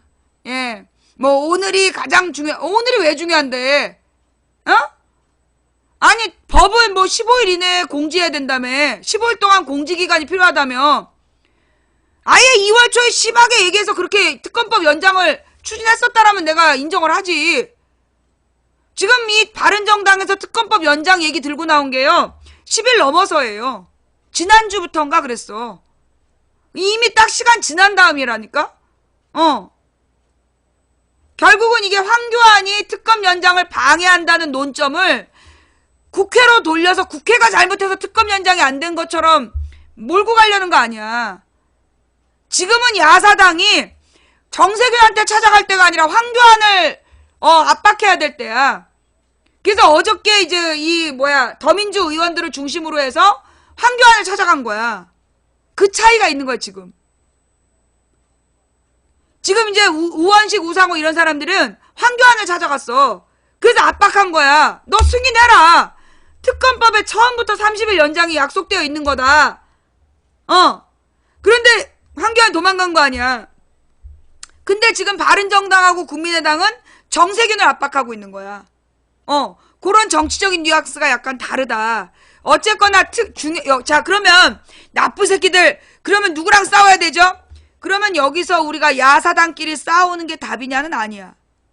지금 우리가 야사당을 비난하면 되는 게 아니라 어쨌거나 야사당의 뜻은 특검 연장이다. 특검의 뜻도 특검 연장이다. 야사당도 동의했다. 지금 특검 연장을 방해하는 건 자유당과 박근혜뿐이다. 그걸 팩트로 만들어야 돼. 여러분이 정리해야 되는 건 정세균이 왜 그래요? 왜 야당들이 그래요? 더민주가 왜 똑바로 못해? 이렇게 얘기하면 안 되고 최소한 합의된 내용을 봐봐. 야사당은 특검법 연장에 동의했다. 그죠? 야사당이 특검법 연장에 동의했다. 특검도 연장해달라 그랬다. 그런데 누가 방해한다? 황교안이 방해한다. 그래서 우리가 토요일날 잡아 족쳐야 되는 건 황교안이야. 황교안이 특검법 연장을 지금 안 해주고 있는 점, 이 부분에 우리가 집중해야 되는 거야. 25일날 전국에서 300만이 모여서 우리가 요구해야 되는 건 황미필이가 특검 연장을 방해하고 있다. 그 부분에 우리가 집중해야 돼요. 집중해야 되는 거야. 무슨 얘기인지 알겠죠? 예. 그래서 25일날 우리가 온 국민이 외쳐야 되는 건 황교안은 특검을 수용하라. 황교안은 특검 연장을 수용하라. 이 부분에 집중해야 된다. 아시겠죠? 그 다음에 여기서 삼성동으로 쳐들어가야 된다. 네가 박사모야? 어딜 쳐들어가? 네가 박사모니? 어디서 이렇게 폭력적인 표현이야? 좀 품위있게 해. 그 다음에 중요한 얘기. 지금 3월 1일날 박사모가 집회를 크게 한다는 거야.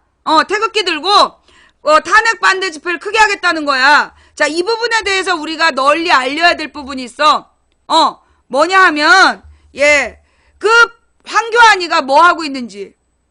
박근혜 권한대항 황교안이가 특검을 연장하지 않으면서 지금 하고 있는 짓이 뭐냐면 부산에 있는 위안부 소녀상을 옮기라고 그랬어. 그러니까 지금 박근혜가 임명한 국무총리가 부산에 있는 위안부 소녀상을 딴 데로 옮기라고 지시를 했다니까? 그런데 그런 이 친일 매국노 같은 박근혜를 위해서 태극기를 들고 나오면 되겠어? 안 되겠어? 3월 1일 날 태극기 들고 나오겠다는 박근혜 지지자들아, 지금 박근혜와 박근혜 정부가 위안부 협상 그지같이 한 건 기억하지? 그런데 그 그지같이 한 위안부 협상을 반대하는 의미로 부산에 일본 영사관 앞에 세운 소녀상을 옮기라고 지시를 했다니까, 박근혜 정부에서? 그런 박근혜의 탄핵을 반대하는 태극기를 들면 이건 뭐야? 멘붕 아니야. 그 3월 1일에 태극기 왜 들었어? 일본으로부터 독립을 외치기 위해서잖아. 반일의 상징 3월 1일. 3월 1일에 아베에게 굴복한 박근혜를 구하러 태극기를 들면 되겠어? 안 되겠어? 안 되겠지? 오늘부터 그 얘기를 널리 알려주세요. 황교안과 박근혜가 한 짓, 굴욕적인 위안부 협상, 그리고 그 위안부 협상에 반대하는 개념의 소녀상을 치우라고 지시한 황교안 대행과 박근혜 정부. 요거를 널리 알려서 3월 1일 날 태극기를 들고 그분들의 입으로 황교안을 탄핵하라, 박근혜를 탄핵하라 외칠 수 있도록. 일본에 굴복한 정부 부산 소녀상 이전하라 공문. 자, 이 망치 부인의 말을 그냥 믿을 수는 없잖아요. 그러면 이제 우리가 저길 봐야죠. 예. 일본에 굴복한 정부 부산 소녀상 이전하라 공문. 예. 요 부분을 널리 알려줘야 된다. 황교안 정부가 아베 정권의 엄포에 백기양복, 황교안 대통령 권한대행이 이끄는 정부가 일본 정부의 요구에 굴복해서 부산 일본의 총영사관 앞에 있는 소녀상을 이전하라는 공문을 보낸 사실이 드러나 거센 파장이 일고 있다. 파이낸셜 뉴스에 따르면 외교부는 지난 14일 부산시청과 부산시의회, 부산동구청에 국제예양과 도로법, 시행령 등 국내법에 어긋나는 사항이므로 소녀상을 이전하라는 내용이 담긴 공문을 내려보냈다. 부산지자체 관계자들은 22일 파이낸셜에 일주일 전 외교부로부터 소녀상을 옮기라는 공문을 받았지만 우리 기관 혼자서 해결할 수 있는 사항이 아니라 난처한 입장이라고 말했다. 외교부는 지난해 말에 부산 소녀상 문제가 불거진 이래 계속 일본의 저자세로 일관해왔다. 이 문제가 처음 불거졌던 지난 12월 30일 외교부는 외교 공간 보호에 관련된 국제예양 및 관행이라는 측면에서 생각해볼 필요가 있다는 둥 적절한 장소에 대해 지혜를 모을 수 있기를 기대한다며 소녀상 이전을 요구하는 공식 입장을 냈었다. 그러더니만 외교부 장관이 1월에 국회 출석해서 국제사회에서 외교 공간이나 영사관 공간 앞에 어떤 시설물이나 조형물을 설치하는 것이 바람직하지 않다는 게 일반적인 입장이라고 밝혔다. 윤 장관은 특히 17일 독일 본에서 기시다 후미오 일본 외무상과 만나 소녀상 문제에 대해 국제예양 및 관행이란 측면을 고려하면서 원만히 해결하도록 가능한 노력을 해왔고 앞으로도 노력할 것이라고 말했다. 야, 국제예양을 왜 우리만 지키냐? 지금 독도가 지네 땅이라고 외치는 미친 씨벌놈들한테 왜 우리만 예양을 지키냐고. 왜 우리만 예절과 교양을 지켜야 되냐고, 이 잡것들아. 너네는 지금 어느 나라 외교부야, 씨벌. 이것들이 진짜 어디다 대고 국제예양과 관행이고 씨벌 지랄이야. 국제예양과 관행의 기본은 남의 영토를 함부로 침해하지 않고 그 나라 국민들의 뜻을 존중해주는 거야. 어따 대고 국제예양이 나발이고 진짜 3월 1일날 분노의 촛불로 황교안을 탄핵해버려야 돼. 3월 1일에 지금 태극기를 들고 탄핵을 반대한다고? 지금 대한민국의 국토를 노리고 있는 일본한테 예의를 지켜야 된다는 황교안과 박근혜한테 태극기 들고 가서 찬성한다 그러면 그게 조상님들한테 부끄럽지 않냐고, 인간들아.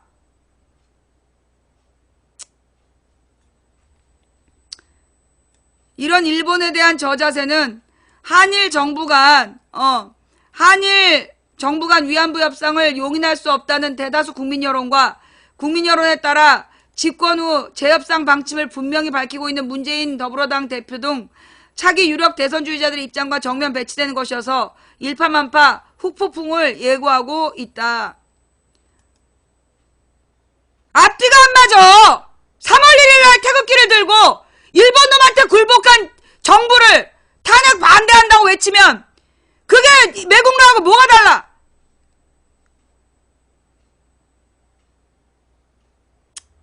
자, 어쨌거나 그래서 이 정세균에게 직권상정은 언제든 할 수 있는 거야. 황교안이가 끝까지 그 특검 연장을 거부하겠다라고 하면 그때 직권상정하면 되는 거야. 그런데 아직 황교안이 해결해야 될 시간이 남아있는데 왜 정세균한테 얘기하냐고. 그래서 정세균 입장에서는, 국회의장 입장에서는 요건이 성립되지 않는다. 황교안 선에서 해결할 수 있는데 왜 지금 직권상정을 먼저 얘기하느냐라고 얘기하고 있는 거예요. 그 부분을 분명히 아셔야 되고요. 3월 1일 날 이 황교안 박근혜 일당들이 지금 태극기를 들고 탄핵 반대 집회를 하겠다는데 씨발 지랄하지 말라고. 지금 일본에게 굴욕적인 외교를 하고 있는 놈들을 뭐하러 태극기를 들고 지켜주냐고. 태극기 들지 말라고. 박근혜 탄핵 반대하는 인간들은 태극기를 들 자격이 없다고. 태극기 하나 들고 피 흘렸던 우리의 조상들이 지금 일본의 저자세인 박근혜 탄핵 반대를 외치면서 태극기 드는 걸 용납하겠냐고. 당신들은 태극기 들 자격이 없어. 태극기를 들 거면 박근혜 탄핵을 외치던가. 마지막으로 우리 방송에서 특정 후보에 대한 지지와 비판이 금지되어 있다는 거 분명히 기억하시고, 특정 후보에 대한 지지나 비판을 채팅창에 쓰시면 그 탄핵 인용될 때까지 블랙이라는 거, 탄핵이 기각되면 안 풀어준다는 거. 예. 자, 그 다음에 여러분 지금 그 안희정의 지지율 얘기 들으셨죠? 안희정의 지지율이 일주일 새에 1점 몇 프로가 떨어졌어요. 아주 대대적으로 보도하고 있죠. 그죠? 그러면 안희정의 지지율이 떨어진 건 뭐 때문이야? 선의라는 말 한마디 때문이야. 물론 이제 이 결선 투표에서는 안희정이 1등한다. 그런 조사 결과가 나왔지만 전체적인 지지율에서 안희정이 1점 몇 프로 떨어졌다고 또 보도를 하고 있어. 그 떨어진 이유가 선의 논쟁 때문이다. 들어봤죠? 그죠? 자, 선의. 얼마나 좋은 말이야. 착한 의도라는 말 한마디로 30만 표가 날아갔대잖아. 들어봤죠? 안희정의 선의 한마디로 30만 표가 날아갔대. 그러면 누구누구의 씨발년 녹음 파일이 터지면 어떻게 될까? 선의라는 말 한마디로 30만 표가 날아갔다는데, 그러면 누구누구의 씨발년아 녹음 파일이 터지면 어떻게 될지 상상해봐. 계산해봐. 그게 선거판의 막말 논쟁이라는 거야. 선거판에는 말 한마디로 수십만 표가 날아가. 착한 뜻이라는 단어 하나로 지금 안희정 30만 표 날아갔다는데, 씨발년아 소리 한번 나와봐봐. 어떻게 되겠나. 하루 종일 틀어놓는다고 생각해봐.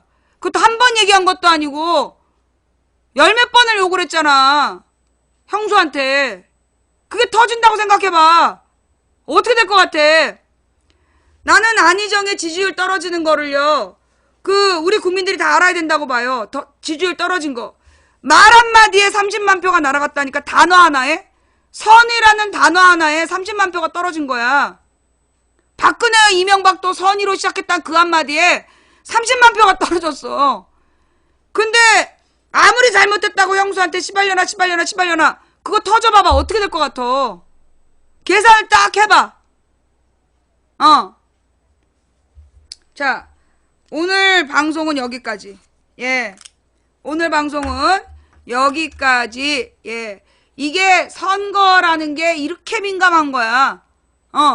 말 한마디 잘못하면 그냥 훅 가는 거야. 선이라는 말 한마디로. 다른 말로 문재인도 말 한마디로 날아가. 지금 문재인 측에서 내가 뭐라 했어요? 문재인은 문재인 자체의 문제가 아니라 밑에 있는 사람들의 말실수가 계속 회자되고 있다. 지금 문재인 같은 경우에는 정세현이라는 전직 장관이, 정세현이 누구야? 옛날에 통일부 장관 했던 사람이잖아. 근데 그 정세현 장관이 김대중 노무현 정부에 연결해서 일한 사람이야. 그러니까 박지원도 자기랑 같이 일했던 사람이란 말이지. 근데 그 정세현 장관이 전 장관이죠. 김정남 암살 사건에 대해서 이거 사실 우리 정부가 북한을 비판할 자격이 있냐라고 얘기를 한 거야. 왜 그런 얘기를 했냐면 사실 박정희가 김대중 김대중 죽일라 그러지 않았냐. 그래서 김대중 막 그 도쿄에서 납치하고 김대중 납치 사건 그런 얘기를 했단 말이야.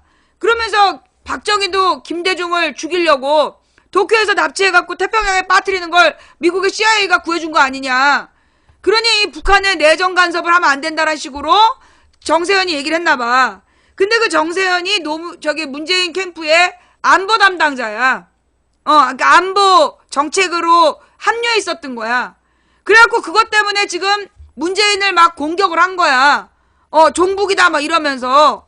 자, 그러니까 이제 박지원이가 날마다 문재인을 까서 문모닝이라 그러는데 정세현은 깔 수가 없는 거야. 왜? 김대중 납치 사건은 맞는 말이잖아. 김대중 납치 사건은 맞는 말인데 만약에 정세현을 비난하면 김대중 팔아가지고 지금 정치하고 있는 박지원은 입장이 곤란해지는 거거든. 예.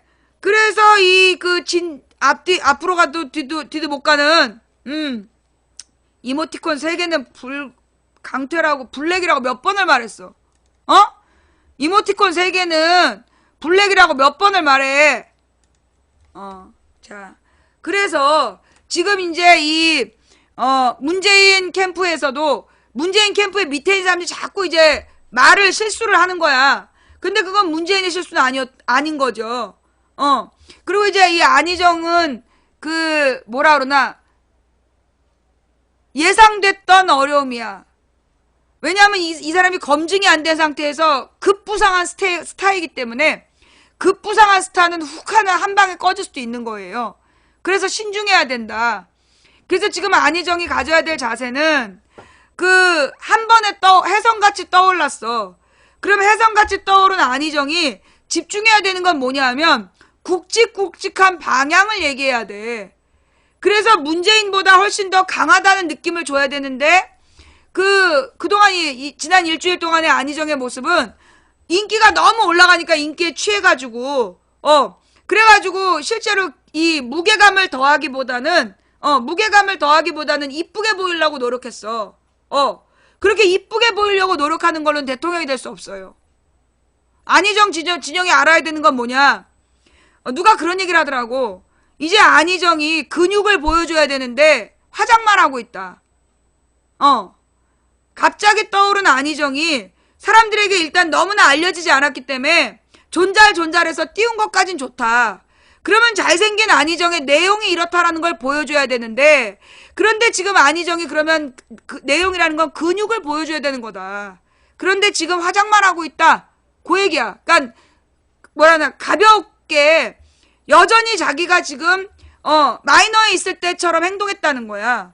그 선의 논쟁은 그 부분이라는 거예요. 마이너적인 사고방식으로 행동했기 때문에 이게 걸린 거야. 지금은 문재인을 앞섰다니까 여론조사에서.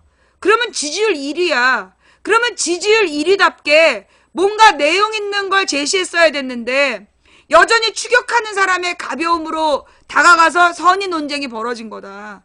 이제는 그러니까 지난 한 달 전하고 달라. 한 달 전에는 안희정을 어떻게든지 모두가 띄워주려고 그랬어. 더민주의 활기를 불어넣기 위해서. 그러나 지금은 한 달 새에 문재인보다 심지어 결선 투표에서 이긴다는 여론조사까지 나와.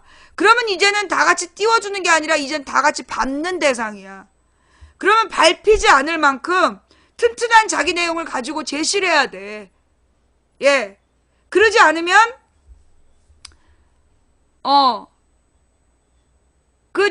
저는 장작을 좋아해요. 장작 피우는 거를. 이 장작을 떼다 보면 모든 이 마음의 찌꺼기들을 다 태우고 마음의 쓰레기들을 태우고 나서 마음이 평안을 얻는데 근데 이제 장작을 피울 때 처음부터 굵직한 나무를 불이 안 붙어요. 예. 이 굵직한 나무는 불이 잘 안 붙기 때문에 잔 가지들을 많이 놔야 돼. 잔 가지들을 많이 놓고 그 위에 굵은 나무를 얹어서 불을 떼야 된단 말이야. 그러면 이제 이 잔 가지는 불이 빨리 붙어요. 아주 환하게 빨리 꺼져요. 그래서 이제 지금 안희정은 대선 지지율 1위에 맞게끔 행동해야 된다. 물론 절대치는 문재인이 1등이야. 내부적으로 결선 투표에서는 안희정이 유리할 것 같다라는 얘기야. 지금 그렇기 때문에 이 안희정과 이 문재인은 밑에 사람 관리를 잘해야 되고, 안희정은 자기 관리를 잘해야 되는 거야.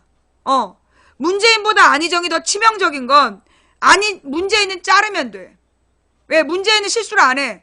워낙 답답할 정도로 말을 안 하기 때문에 실수를 하지 않아. 밑에서 실수를 하지. 문재인에게는 뭐 할 수 있어? 잘라내면 되는 방법이 있어. 예. 안희정이 더민주 결선 투표를 하면 유리하다라는 조사 결과가 나왔어. 절대 지지율은 문재인이 앞서고 있는데, 당내 경선에서 결선 투표를 하면 안희정이 될 가능성으로는 안희정이 1등이 되는 거야. 좌우지간 한 종목씩 1등을 하고 있는 건데, 예. 문재인은, 그 고구마 소리를 들을 만큼 말을 제대로 안 하고, 신중한 나머지 답답한 사람이야. 대신 밑에서 실수하면 자르면 돼. 안희정은 자를 게 없잖아. 안희정은 자를 게 없어. 자기 자신이야. 자기 자신의 잘못이기 때문에 그건 온빡 자기가 뒤집어 써야 돼. 그러니까 안희정이 신중한 모습을 볼 필요가 있다. 예.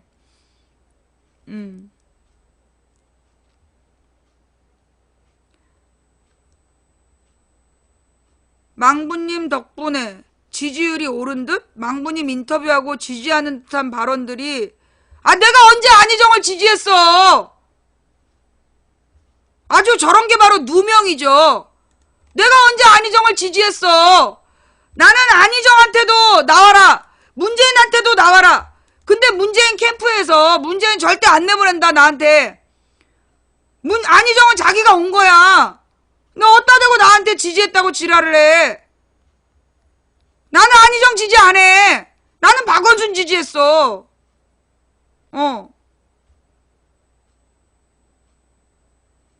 이 분명히 아셔야 돼요. 예.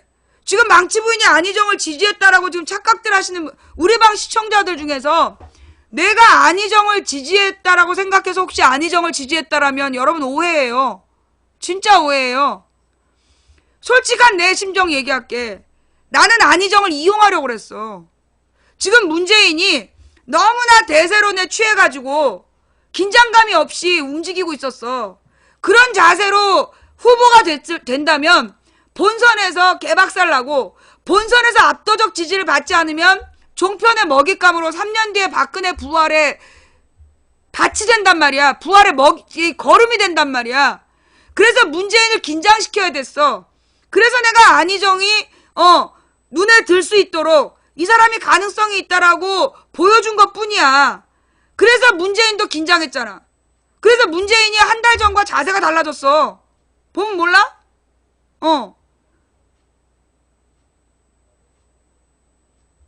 문재인이 지금 자세가 달라진 거야, 안희정 때문에. 예.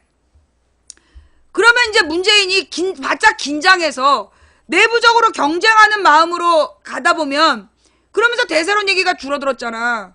그리고 도리어 내용에 집중하고 공약 발표 열심히 하고 부지런히 돌아다니고. 그지? 나는 안희정을 이용해서 문재인 대세론을 견제하고 문재인이 스스로 제대로 준비할 수 있도록 한다는 게 내 목표였지, 나는 안희정으로 문재인을 잡겠다는 건 목표가 아니었어요. 예. 다만 안희정이 만약에 치고 올라와서 문재인을 뛰어넘는다면 그거는 기적이 일어날 거다. 굉장한 충격이 될 거다라고 생각했어. 다만 안희정에 대해서 내가 잘 모른다. 안희정이라는 사람, 문재인은 내가 오래 봐서 뭘 못하고 뭘 잘하는지를 아는데 안희정은 내가 잘 모르겠다. 그래서 위험한 기회다라고 얘기했잖아. 네. 그래서 망치 부인이 안희정을 지지한 게 아니에요. 나는 문재인 대세론을 안희정으로 잡고 그리고 박원순의 내용을 보여줘서 여러분들이 이 대선 후보에게 뭘 요구해야 될지를 내가 이거 지난번에 얘기했잖아. 안희정으로 문재인 대세론을 꺾고 그리고 박원순을 끌어들여서 박원순의 정책들을 보여줌으로써 국민들이 무엇이 대통령의 준비된 모습인가를 보게 하는 게 목적이었다고. 근데 계속해서 망치 부인이 안희정을 지지했다라고 얘기하는 거는요. 여러분들은 지금 망치 부인의 뜻을 아주 오해한 거예요. 그런데 일부러 망치 부인이 안희정을 지지했다라고 자꾸 얘기하는 사람은 저거는 아주 의도적으로 나의 뜻을 왜곡하는 거죠. 블랙이야. 블랙이야. 예.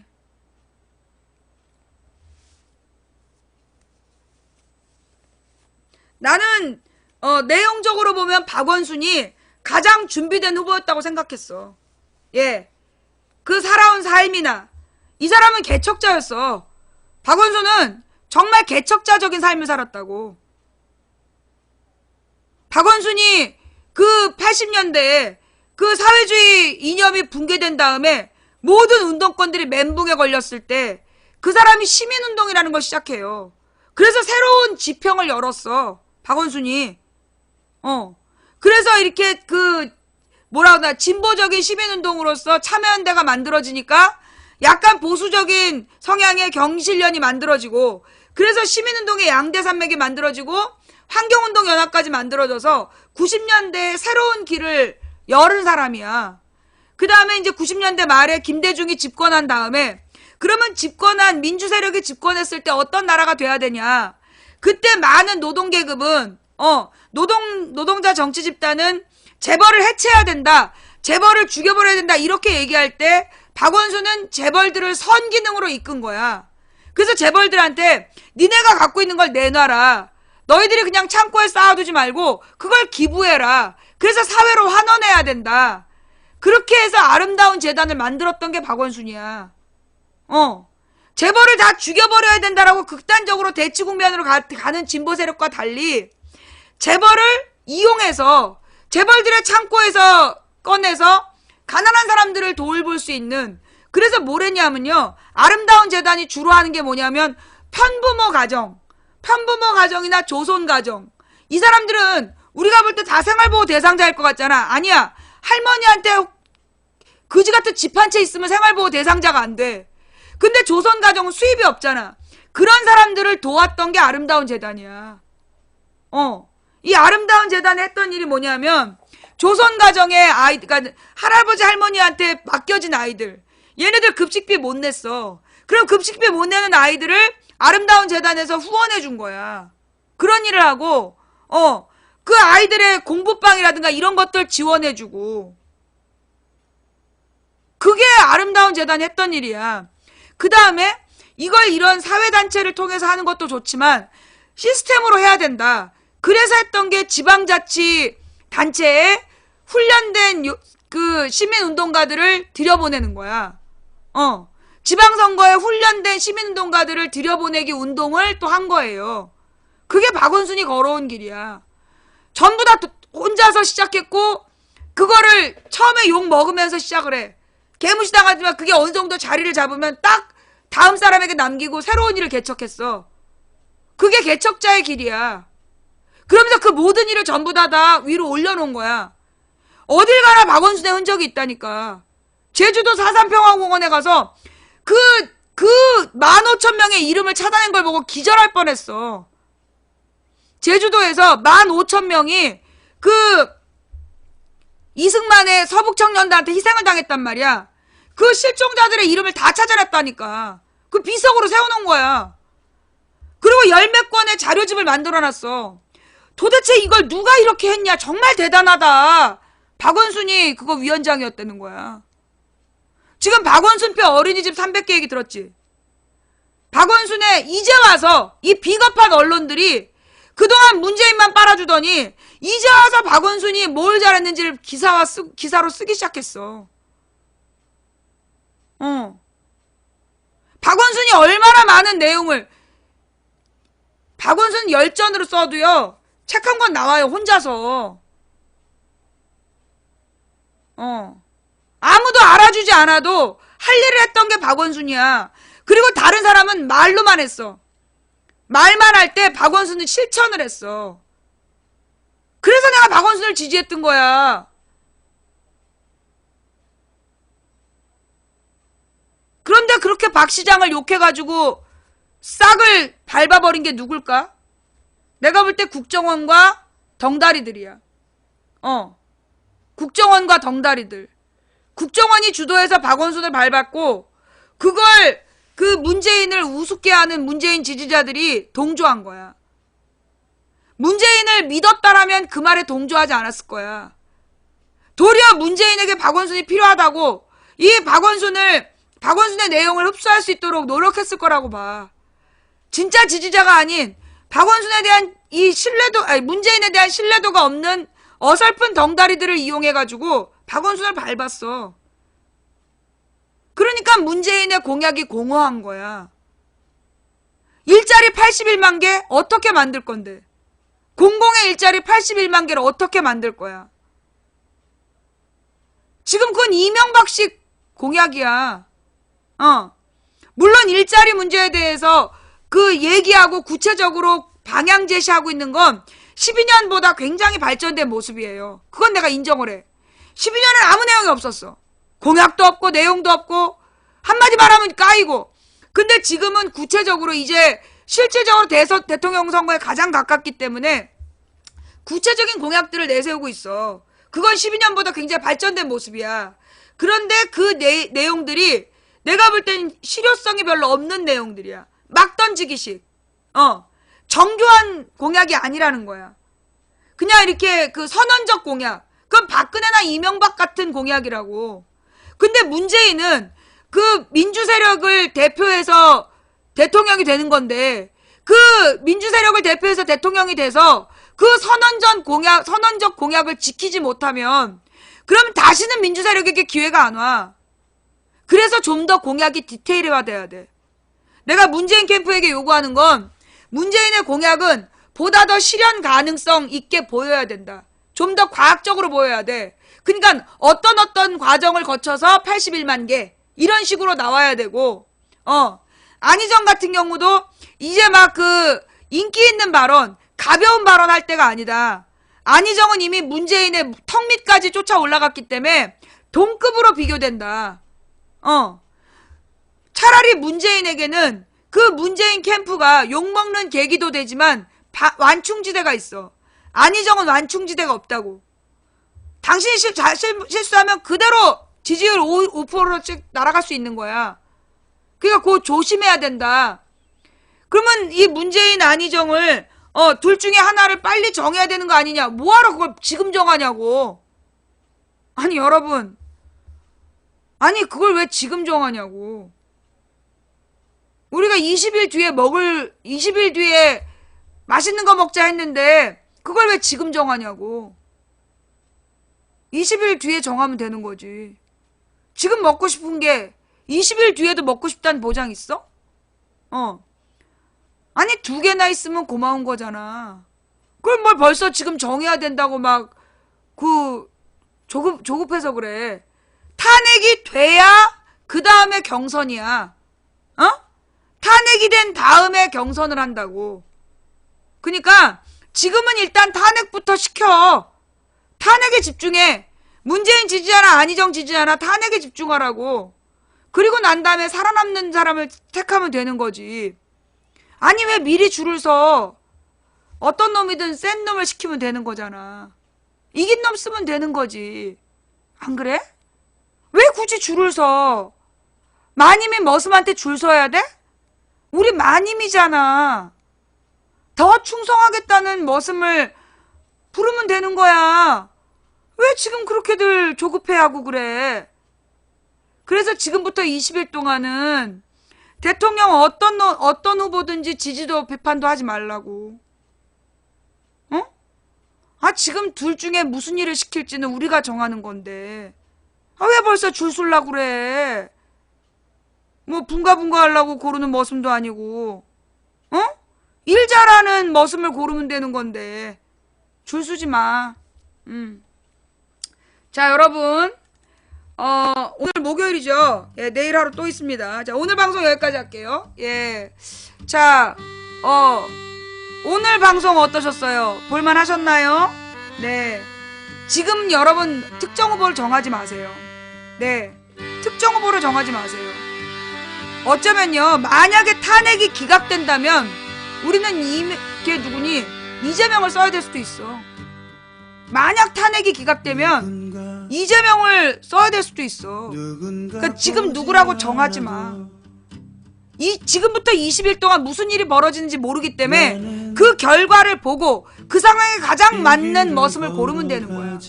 각각의 머슴의 장단점을 비교해 줄 수 있지. 각각의 머슴들의 장단점을 쭉 비교해 놔. 그리고 그때 상황에 따라서 쓰면 되는 거야. 누구한테도 줄 서지 마. 아니, 머슴의 지배를 받고 싶은 거야? 예. 그때 가서 필요한 애 데려다 쓰면 되는 거지. 예. 지금은 우리가 누구한테 이렇게 숙이고 들어갈 때가 아니야. 그리고 웬 놈이 뭐 문재인 팔아가지고 망치 부인을 혼내주겠다 뭐 이러면서 어디서 협박질인가 본데. 어떻게 되나 결과 볼까? 자, 여러분, 예, 오늘 방송은 여기까지 할게요. 네, 오늘 방송 볼만하셨어요? 볼만하셨다라면 업 부탁드리고요. 예, 그 다음에 오늘 꿀잼 해주신 업과 꿀잼 해주신 모든 분들께 감사드립니다. 매니저님들 수고하셨고요. 그 다음에 이 방송을 녹화 떠서 유튜브에 올려주시는 양현진님, 참사장님, 베티고양이님 감사드리고, 여비고님 감사드리고, 팟캐스트에 올려주시는 풍행국님께 감사드립니다. 예, 그리고 오늘 후원해주신 분들 한 분 한 분 일일이 이름 불러드리지 못해서 죄송하고, 그럼에도 불구하고 후원해주신 분들께 진심으로 감사를 드립니다. 후원 못했다고 미안해하지 마세요. 생방송 처음부터 끝까지 지켜주신 여러분이 진정한 후원자이십니다. 예, 자, 그리고 오늘 방송 뭐 여러분들이 기대한 것에 못 미쳤다면 대단히 죄송하고요. 예, 부족한 건 저의 잘못입니다. 근데 혹시 오늘 방송으로 여러분이 뭐 하나라도 주워 들은 게 있다면 그건 하나님께서 여러분께 보내시는 메시지였다라는 걸 기억해 주시고요. 망치야, 우리가 가야 될 길은 뭐냐? 우리 이길 수 있겠냐? 명량해전 나가는 이순신 장군한테 장군님, 우리가 이길 수 있겠습니까? 라고 물어본다면 아마 이순신 장군은 그의 목을 쳐서 뱃머리에 걸었을 거다. 지금은 이길 수 있냐고 물어볼 때가 아니라 반드시 이겨야 할 때다. 네가 죽더라도 이겨야 한다. 죽더라도 이기고 죽어라 라는 뜻으로 목을 걸었을 거라고. 지금 우리가 할 수 있을까요? 결과가 어떻게 될까요? 탄핵이 될까요? 묻지 마라. 죽더라도 탄핵시키고 죽어라. 우리가 전쟁에서 이기려면 세 가지가 필요하다 그랬어요. 첫 번째는 누구도 거부할 수 없는 명분이요, 두 번째는 훌륭한 지휘관, 세 번째는 훈련된 병사. 그 세 가지가 있으면 이긴다. 요게 손자병법에 나오는 얘기예요. 자, 우리에게는 이 말도 안 되는 미친 짓거리를 했던 오방색 광녀인 박근혜를 무찔러야 된다라는 분명한 명분이 있어요. 그리고 우리에게는 망치부인 시청자들이 있어요. 그럼 지휘관은 누구죠? 이 싸움은 너희들이 싸우는 싸움이 아니라 내가 싸우는 싸움이다. 너희는 대열을 이루고 서서 내가 어떻게 싸우는지 보라. 우리는 대열을 이루고 서서 그분이 어떻게 이겨가시는지 지켜봐야 되는 사람들입니다.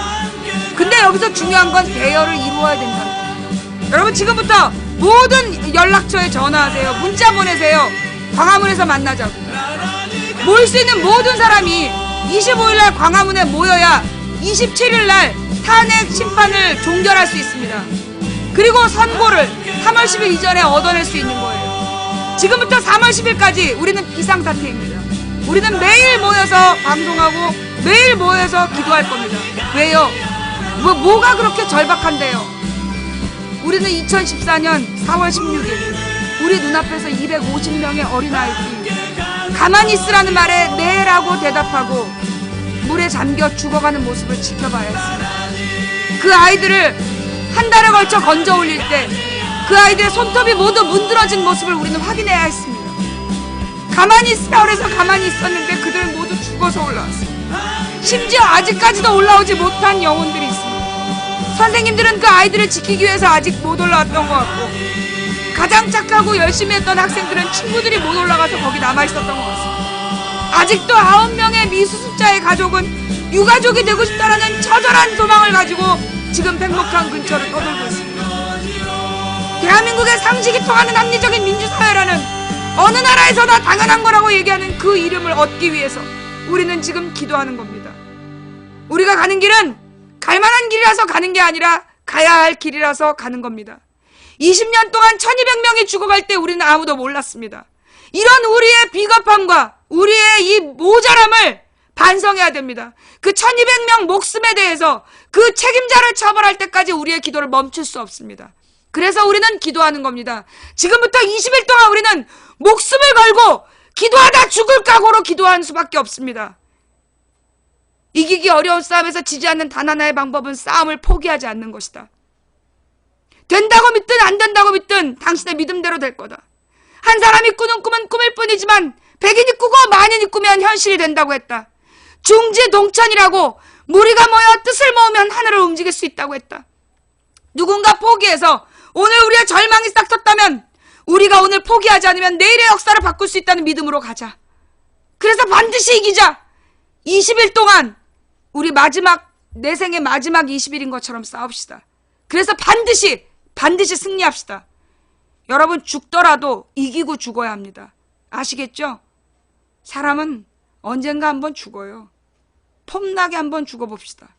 자, 지금까지 도봉구 창동사는 불량주부 망치부인이었고요. 다음 방송은 내일 낮 2시. 내일 낮 2시에 돌아올게요.